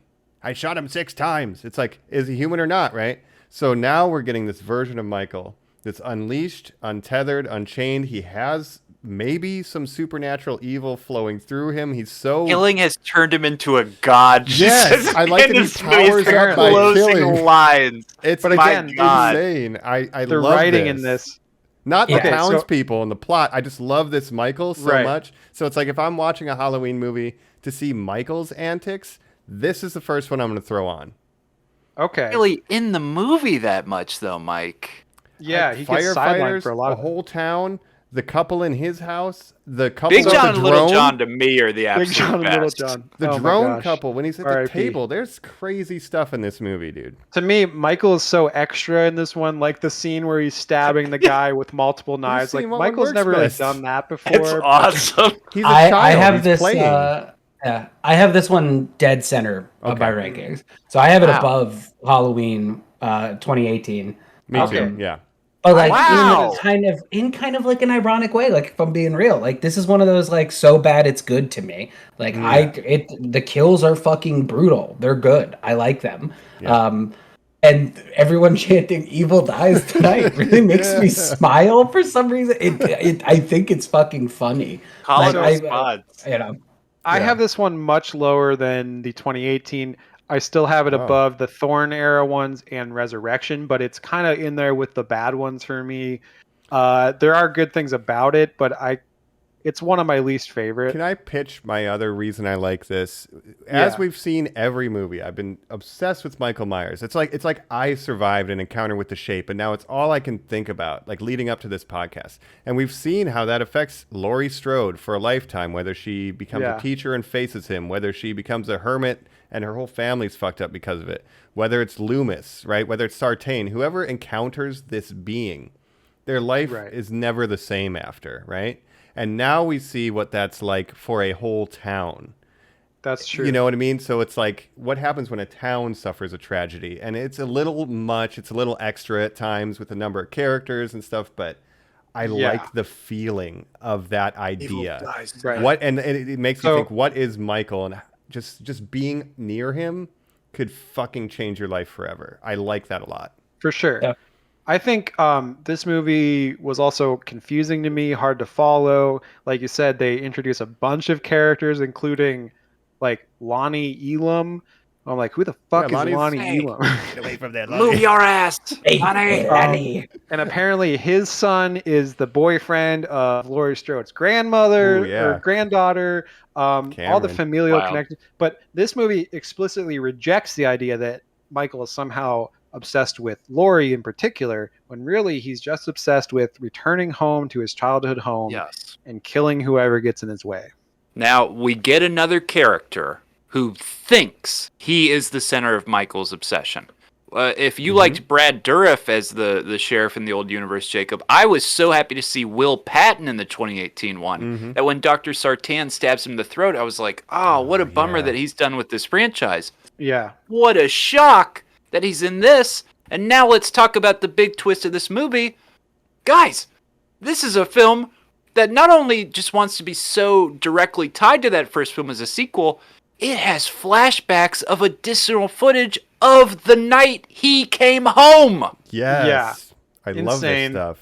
I did like the flashback stuff. I do. Wait, you did? I was hoping you'd be on my side. When I saw Dr. Loomis, I was so shocked. I screamed and I was watching this by myself. I went, oh! I'll say that it works better than like Grand Admiral Tarkin or whatever from the Star Wars movie. I'll say it works better than that, right? Yeah, I mean, not even maybe the Loomis part, but I like the flashbacks in general. I mean, that's wow. I thought they looked good. I mean, I like the look of them. Again, I felt like it was very confusing. There's so many characters, and you're trying to keep track of these characters from, 1978 to now. They even have Officer Brackett, who's like an old security guard at the hospital now. They have Marion Chambers. They have Lindsay the kid, Tommy Doyle, all these characters. Hey, it's me, Tommy Doyle. I mean, they didn't bring back Paul Rudd. What's with that? I would love to. He would have. But they do literally the same fucking thing. Like you did literally the same fucking thing. You beat just him had with him a with a baseball bat instead of a pipe. To me, it's like I don't know. It feels a little pretentious, like these two movies, to be like, no, we're special, we're different, we're not connected to all those other movies. And it's like you literally have a mob, which is in the fourth one. You have Tommy Doyle coming back to physically fight him, which is in the sixth one. You're putting her in a hospital bed, which is the second one. I do like literally just doing all of the things from all of the movies that you're like above. But I actually like the hospital stuff, the mob, because then it cuts to Jamie Lee Curtis like, oh, this is Michael's masterpiece. This is exactly what he wanted. I love Meanwhile, that. Michael's just like in his house, like just trying to chill in his house. He doesn't know any of this is going on. He's a genius. He's evolving into a god. I guess. He just wants to go home. Yeah.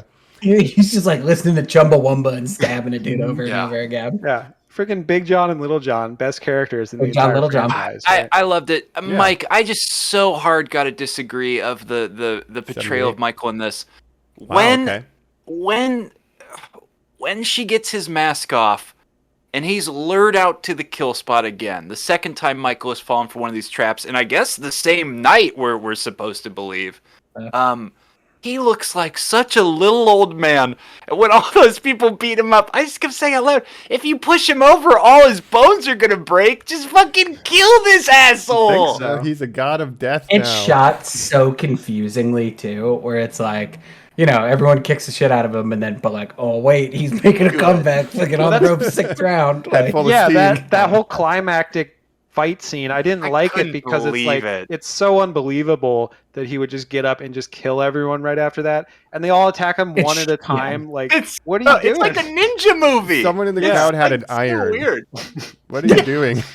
He gets the butcher knife to the back, means nothing to him. Right. Finally, Sheriff Brackett, time to get out old reliable, and if what I know about a handgun is I should get as close as I can to fire it. Everybody does that. Again, some of the kills in this are Step so... away! Some of the decisions made by these people are so stupid. The couple that like meets all these people in the bar, and they're like, okay, yeah, we'll come hunt down Michael Myers. oh with you. shit, he's in my car.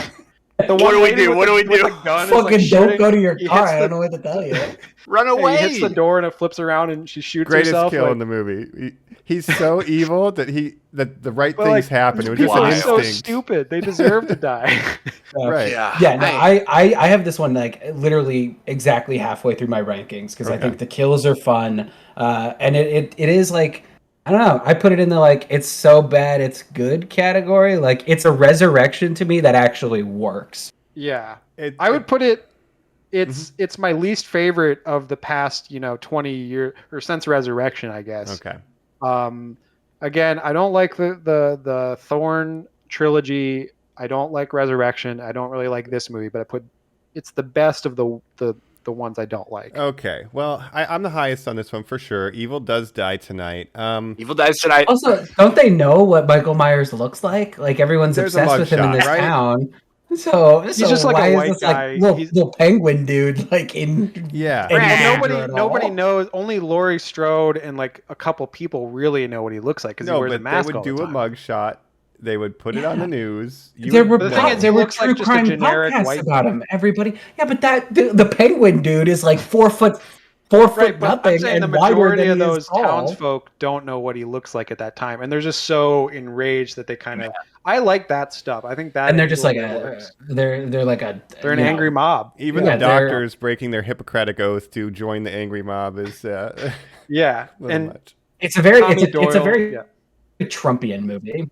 Yeah. Like, I think like they won't Totally, talk yeah. about that. Like, if this came out when it was supposed to and it wasn't delayed, and this came out in right around the fucking definitely- election, I think it would have hit a little harder. It definitely has like a political message to it, and I think the message basically is like lynch Evil mobs dies are tonight. bad, but Lynch also mobs are sometimes like in this specific case they might be good. But You need them, maybe? yeah. All right, I guess. Very Oh, weird. and then can we talk about one last thing? The ending twist, I guess you could say, of Judy Greer's character. Oh man, yeah. I don't know about that. Well, so the in the flashback, we manufacture this new idea of, Michael used to just come up to this window. He used to just look at this city. And he just used to fucking think about, eating dogs and killing everybody, I guess. So, the sheriff that gets killed by young Will Patton is drawn to the same spot. Judy Greer is drawn to the same spot.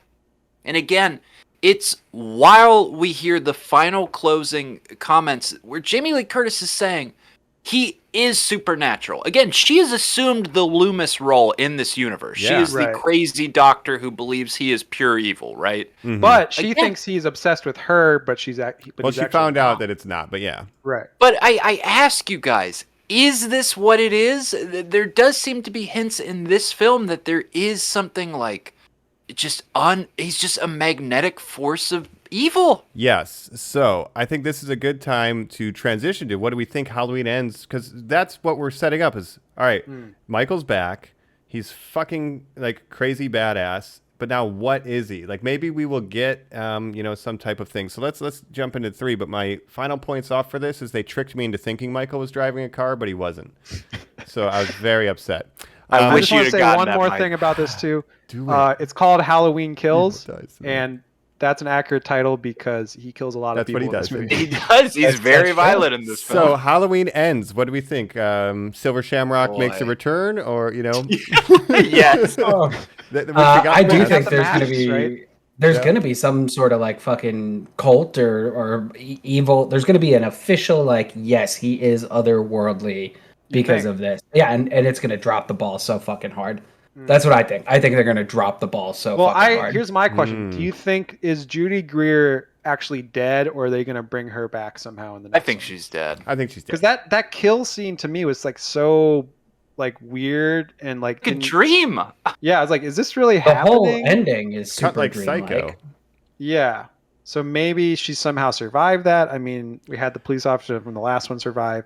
I don't know. It just seems weird to kill such a major character like that in like as like a cliffhanger or something. But maybe that I feel like it's maybe just going to be the granddaughter and Laurie centric kind of movie. Right? So here's my prediction then on that lane.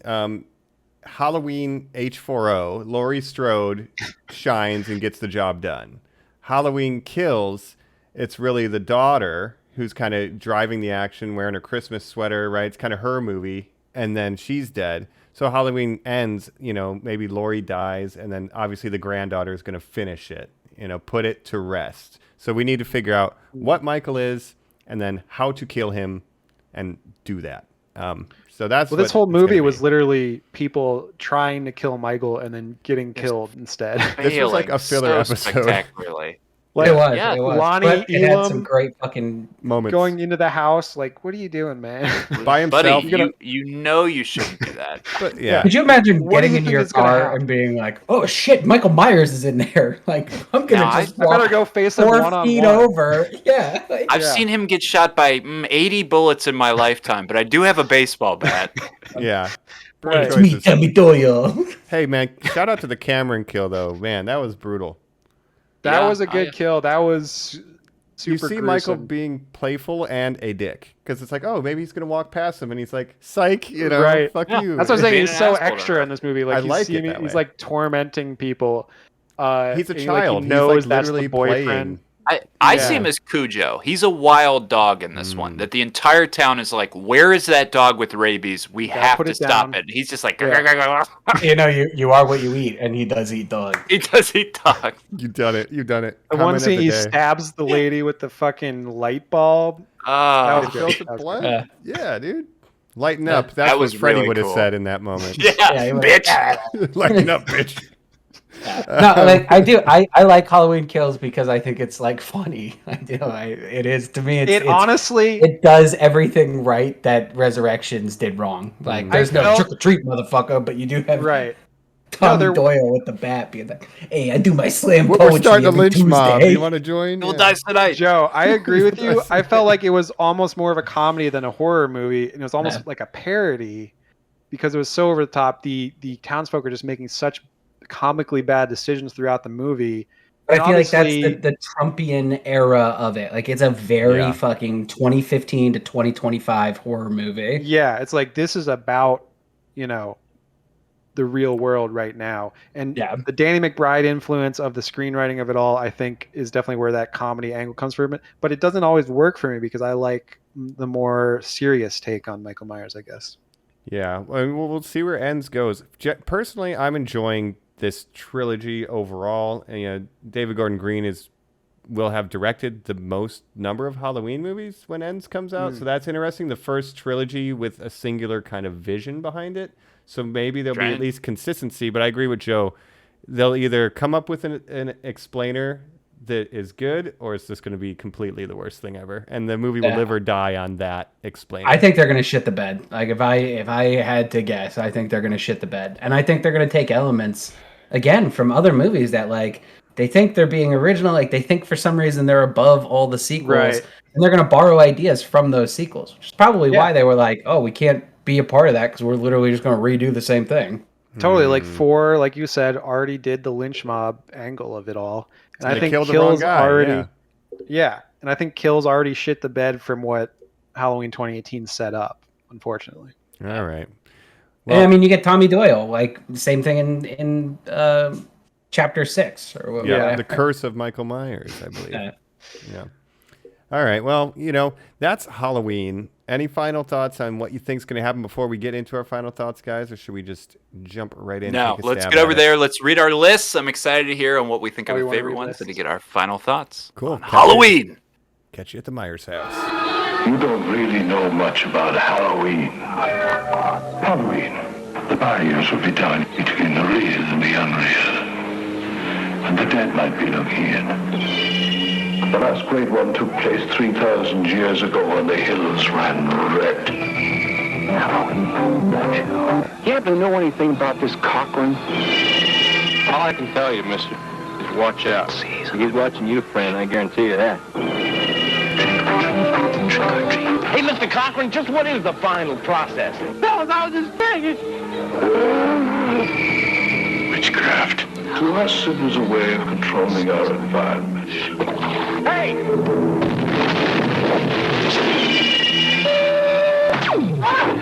Where are they taking her? They're taking her to the factory. I want a mask. Can I have a mask? Just what I had in mind for you, little buddy. Why, Cochran? Why? Do I need a reason? I've got nothing here to indicate there was ever a body at all. Operator, this is an emergency.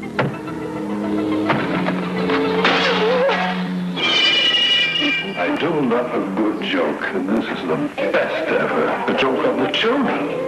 I'm glad you'll be able to watch it. We're giving our final thoughts as we're wrapping things up, talking John Carpenter's Deborah Hill Presents, Mustafa Akkad Productions, Halloween. The titular, I mean, we didn't even say, guys. A film franchise where it was going to be called The Babysitter Murders. They smartly go, wait a minute. Has there never been a fucking movie called Halloween? Let's go copyright that right now. And again, we talked about how much changed history with what kind of films came after it. We talked about how it bended to history. How oftentimes it was following what was happening culturally in the world. And that just shows you Halloween has always been there. Yeah. And, we've gone through all 12 films. The 13 one is to come. We did a little bit of predictions, but I think it would be cool to go through and kind of run down our lists. Maybe, hopefully, won't debate too much, but kind of rank them in order. Who should kick it off? Who's most qualified is the question. Good question. Jacob has the most controversial list. Maybe I want to hear. Yeah. Him burn I through do, it. or to me, your list is controversial. So I don't know. I feel like I have not looked at your list. Okay. And then Mike, I want you to go next. I want the first timers to lay it out. So Let's Jacob, do that. Well, it's Yeah, interesting. fresh So- eyes. Yep. Okay, I just watched Fresh all these meat. movies, obviously, in the month of October. Both Mike and Joe put my second favorite movie dead last. So Yay. there you go. But spoilers, I did too. All right. wow, no love for Rob Zombie. But Absolutely my the fuck list, not. I'm not. My Do I look like list. Sherry Moon? Come on. Evil dies tonight. All right. Evil dies 40 tonight. years ago. All right. My list, Halloween 1978, obviously is the top. Is that There's all? no We all disputing. agree with that. Everyone's. Yeah. Yeah. Okay. That's the obvious best movie in this franchise. Yeah. Then I would go Rob Zombie's Halloween 2, Rob Zombie's Halloween 1. Then H2O. We're getting Third comments one? right now. Yeah. People So hate the this. two makes Rob me Zombies so are 2 mad. and 3rd. Yeah. Those Okay. Yeah, my name's Jacob, and I only love the Rob Zombie Halloween. And the first one. Look, Wow. I think they're as their own thing. They're really good. And if I was going to rewatch any of these movies, other than the first one, the ones I would most want to rewatch are the Rob All Zombie. right. Can I ask you a question? I'm getting you Jacob? those for your birthday. Of course. Could you- Yeah, of course. Is there a world where you could see yourself watching Halloween 1, 1978, and then follow it up with Rob Zombie Halloween 2? As Absolutely, because it the same works story? great. It works great as a to rewatch it after the first one because it's a remake and there's so many homages within. Laurie these two Strode movies. finds out the twist in that movie. Yeah. Okay. Um, All right. Next. dirty movie. Oh man. Yeah, so I put Rob Zombie 2 and 3, then H2O at 4. That's I my think 4 the as well. best, Yeah. The best direct sequel to Halloween. Mm-hmm. Then I would say I put the 2018, and maybe I was being a little nice to it, but I put Halloween 2018 5th. Then I put Season of the Witch. I could bump that one up. That kind of stands out on its own. It's hard to rank within a bunch of Michael Myers movies, but that's a very good movie. Then Halloween 2, then Halloween Kills, and after that, after Halloween 2, is like the movies I don't like, which is Halloween Kills, Halloween: The Curse of Michael Myers, Halloween 4: The Return of Michael Myers, Halloween 5: The Revenge of Michael Myers, and last and least, Halloween Resurrection. Disrespectful to the franchise, but funny to watch. And you have number 4, the last out of the Thorn trilogy. That's incredible. No, I have 5. It's 6, 4, 5. But 6 is your favorite of the Thorns. Yeah, which is interesting. Because it's just so over the top. I understand that. Yeah. Okay, so I guess I'll get into mine. We know Halloween 78 the best. My number 2, Joe, I hope you're proud of me. You talked this up before. Season of the Witch, my number 2 Halloween movie. Oh, Evil Dies Tonight. Wow. I feel like I ranked it too low blew away. on mine because I also like that movie a lot. The way I rank these is kind of like Jacob. Like if someone said, you want to watch a Halloween movie, what's the order in which I would say, yeah, throw that on. So Halloween 78, Season of the Witch. Halloween Kills is number 3. That's controversial to me. Because I'm thinking, if I want to see the creepy suspense, it's Halloween. If I want to see crazy shit, Season of the Witch. And if I just want brutal Michael, it's Kills. That's my favorite one. And then H2O. I think that's coming off hot, having just seen. No, because you just saw all these for the first time. So that's not fair. Yeah. But I felt like I was being generous to Kills by putting it 8. No, but H2O was 4, and I think I could flip them, but I'd like Kills significantly more than 2018. Wow. So Halloween, Witch, Kills, H2O, they could flip. Then I like Halloween 4, Danielle Harris. It's a little bit of reboot, more Loomis. Halloween 2 is number 6. Then H4O at 7, and then it's all the bad movies. Rob Zombie, Halloween 5, Resurrection. Halloween 6 is below Resurrection because of incest, and then Rob Zombie Halloween 2 is at the very bottom. I can't believe it. Last place for the best fucking movie. Yeah. You gotta make a video essay. No respect for Ghost Mom and her ghostly horse. Absolutely not. Goodbye, horses. Yes. Yes. Incredible. Colin, you want to go? You want me to go? I will go because I have, I think, the last controversial take that we'll have on here. Okay. I think that Joe will have the most standard, maybe. Halloween 1, my number 1. H2O, Halloween 3, Halloween Resurrection. Whoa, that's so number high. 4. Evil Dies Tonight, baby.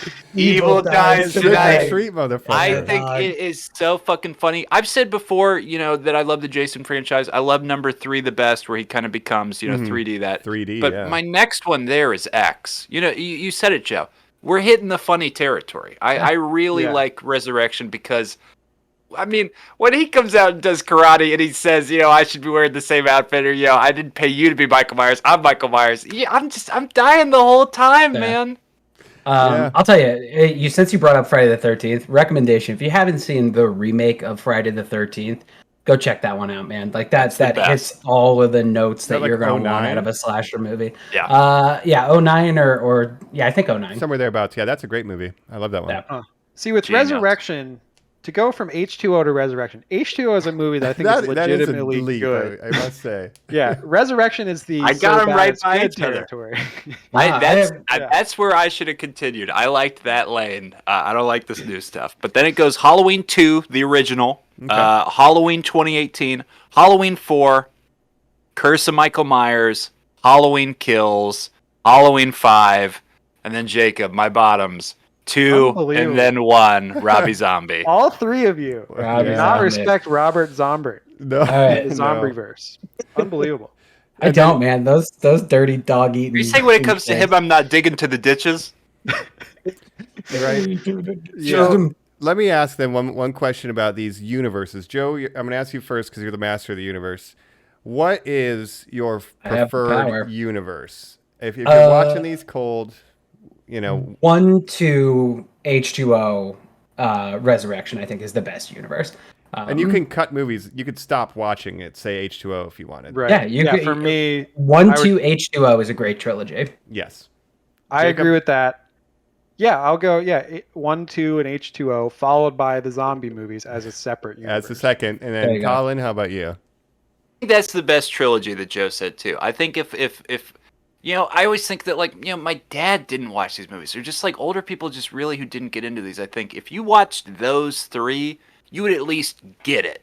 You would get why people liked it. If you watch the Rob Zombie ones, it kind of in what you said to Resurrection too, Jacob, you would understand why people got it at that time. It is a very dated to the style of that time, and I think that's the difference.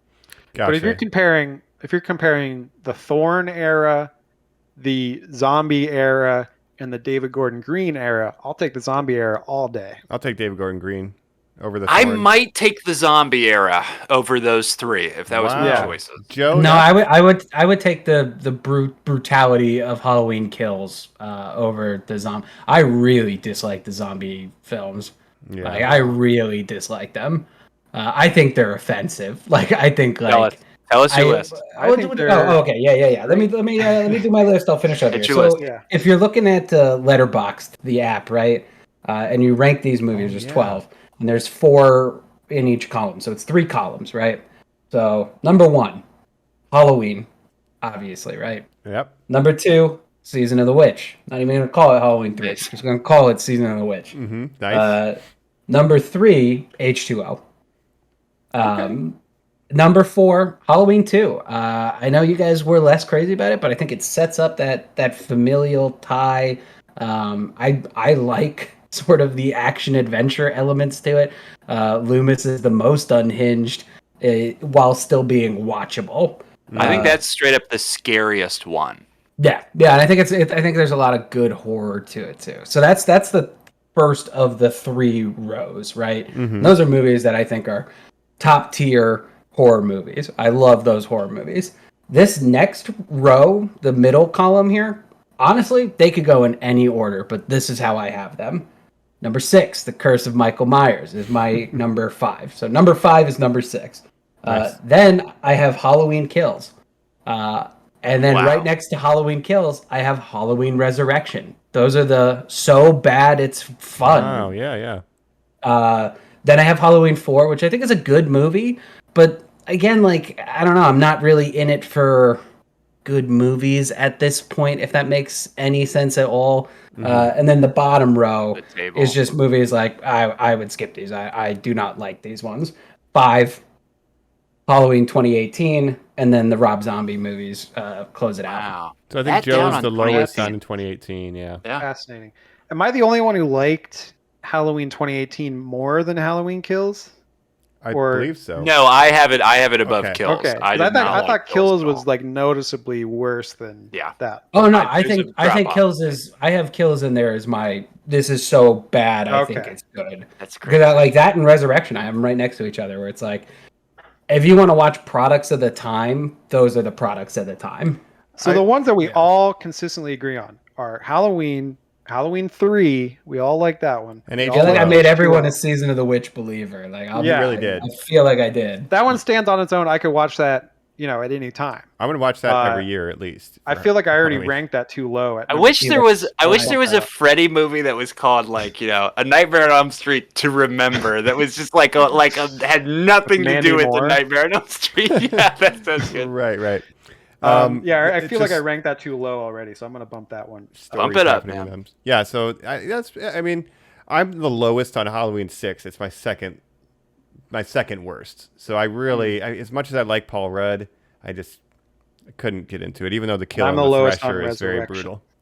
Now, to final thoughts here again, to our fresh watched boys. Are you happy you did this? Again, you said, Jacob, at the top, you're kind of a fan of this franchise now. Will you ever watch these again? Some of them. I think I'm a fan of the idea of Michael Myers and the idea of the Halloween franchise. But on the other hand, I think out of these 12 movies, there's like 5.5 good ones that I would rewatch for more than just like comedic value. Mm-hmm. The Thorne era I thought was like a real slog to get through. Didn't like those ones at all. Without Loomis, they would be unwatchable. If you didn't have Donald Pleasance, they would be rough. Yeah. Loomis was the best part for sure, but it's definitely very hit or miss. Mm-hmm. And to me, obviously, Rob Zombie second and third best movies, even though you guys all put them dead last. That's what a crazy. world! Unbelievable. How much is he paying Rob you? Zombie's Season of the Witch. That's what you want. Whoa. I'd be so mad. That would be amazing. So mad. That'd be crazy. I guess for me, right, I've only seen the Rob Zombie one, Jacob's favorite, before coming into this. But now, like I said, I feel like Loomis, like I'm obsessed with Michael Myers, this shape. Like I thought he was such a low tier horror icon growing up, like just a fucking dude with a knife. It's not a chainsaw. He doesn't, like, what's so special about him? But now I'm like, right, the devil's eyes. Like I buy fully into it. And the way I like to look at these is there are, now that we have multiverse out in the world, Marvel What If, and like there are infinite universes, and in every one there is an iteration of pure evil known as Michael Myers. Sometimes he's 8 feet tall, sometimes he's 60 years old, sometimes he's killing his family, and sometimes he's not. It's just there's this primal evil that manifests as Michael. Sometimes he's fucking them. Yeah, right. So it's just like, even if I like that idea less, the idea that there's just this primal evil that exists and it's always Michael, right? It's great. Mike, you just kind of brought up an interesting point in my mind of he's the only one who never needed more help. He didn't have to fight Freddy or Jason. He's not beating up Pinhead or Chucky in some sort of absurd crossover.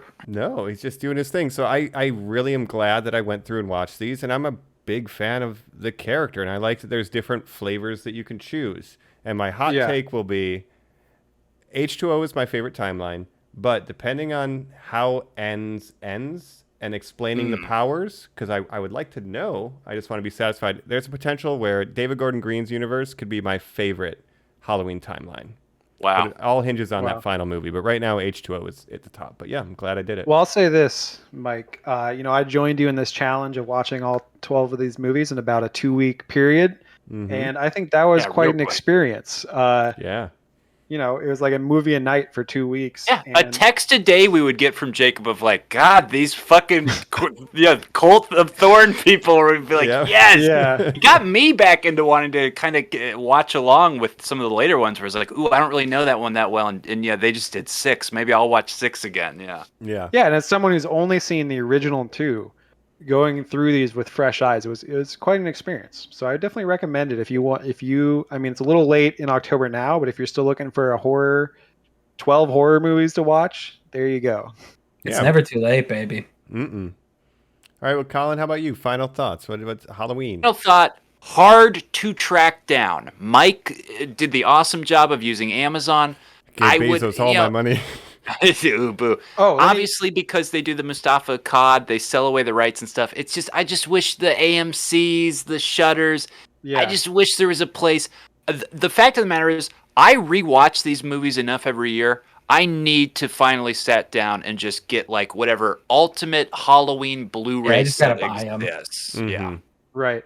I'll say this: if you're looking for a way to watch it, here's how I did it using AMC Plus, Showtime Plus, and Shudder. You can watch all of them from Halloween through the Rob Zombie ones. You can watch with a combination of those 3 services, which if you've never signed up for, you can get them all like a week free trial. And a Peacock trial to finish that out for kills. When evil dies. I think 2018 is the only one I had to actually rent on Amazon. The others were either on AMC, Showtime, or Shudder. So in order to watch this series, you need just as many streaming services as there are divergent universes. A universe, a streaming service. That is what I hate about this. Yeah. If you've never signed up for Showtime or AMC, you should be able to get a 7-day free trial. And so if you can watch all those movies in 7 days, that's 2 a day now. Yeah. Oh, wow. Hey, that's nothing, man. It's fucking Halloween. That's true. Any other thoughts, Colin? No. I think it's interesting that Blumhouse has kind of taken it over from the Akkad family. I guess Malik Akkad is still a producer on them, but it seems like Blumhouse has really taken the reins on these movies now. Mm-hmm. Joe, how about you? Evil Dies Tonight, dog. No, I love the Halloween movies. I love them. From the art house films of the beginning to the boldness of Season of the Witch to the ridiculousness of No, not Rob Zombie. The ridiculousness of Halloween Kills and Resurrection. So really, like like you said, there's a lot of flavors in this franchise. So no matter what you're kind of looking for, you're gonna find a Halloween movie that's got it. It should be Season of the Witch, though. It's weird. It could almost be number one if Halloween wasn't a masterpiece. I thought about putting it as my number one. Yeah. And I was like, "There's no way." The franchise it's got to be one or two. It's got to be one or two because you also got to put it aside. I feel bad. I put it too low. Just as a movie, it's better than any Halloween sequel. Yeah, I think so. I only put it 6 on my list because I put it's hard what to I rank. consider the best Michael Myers movies top, and this one is a good movie, but it doesn't have Michael Myers, so I put it a little lower. I just realized how mad I am that you have the Rob Zombie movies over it. Oh no! Not as, no, again, I think it's probably the second best movie. Oh no! Joe's driving over to you. I was about to fucking eat me a dog. Wow. So, Normies, this has been a long episode. We said the Buffy one would be. This one was because it was a big one. We talked about the big boy in this one. Thank you so much for following us along on that journey. Yes. As always, hit us up on our socials at Normies_us, where you can say, "Man, Jacob was right. Jacob was right. The fucking Rob Zombie ones rule. I'm 15 years old. I learned how to say fuck yesterday, and I think these movies are awesome. Hell yeah. You ever seen a titty? and watch along on our YouTube page where you can watch our videos of these. And I'm sure Jacob will do some Rob Zombie clips when he edits it together. So it's I will put each of our lists in the description on the YouTube so you guys can check those out for yourself. Yes, and let us know what your favorites are and why is but otherwise, H2O. Evil's died tonight. We've been your hosts. This is Big Colin, Little Colin. This is Michael Myers. Carving a pumpkin. Halloween 3, Season of the Joe. Nice. Ooh. And this is Jacob Zombie.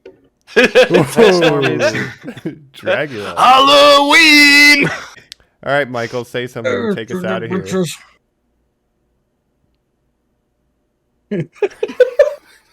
Bye.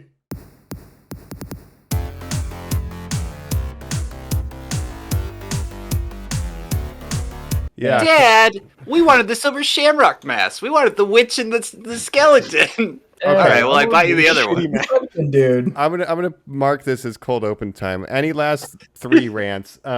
So we find out there's a toy company that's making masks that are gonna kill children. It's powered by fragments of Stonehenge, which they stole, and it was on the news. Stonehenge is missing. Like they set it up.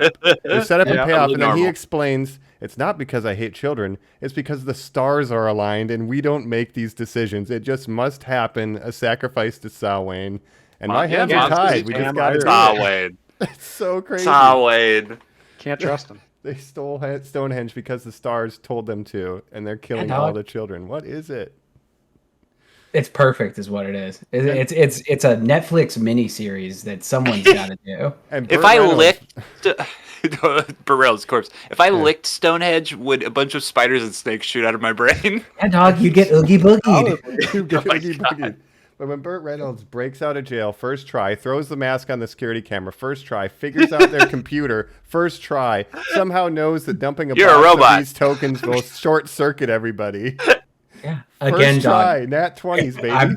I'm gonna want the character where you have the handsome 80s hero come in and take down whatever the baddie is. This is my last note for this. The handkerchief. He has that fucking handkerchief in his pocket the whole time. And I'm like, this is so dumb. Why does he have this handkerchief? Only for him to punch through the robot, and then his hand is gooey. He pulls out the handkerchief to wipe his hand. The setup and payoff is unbelievable in that film. That's right. Chef's kiss. Thing of beauty.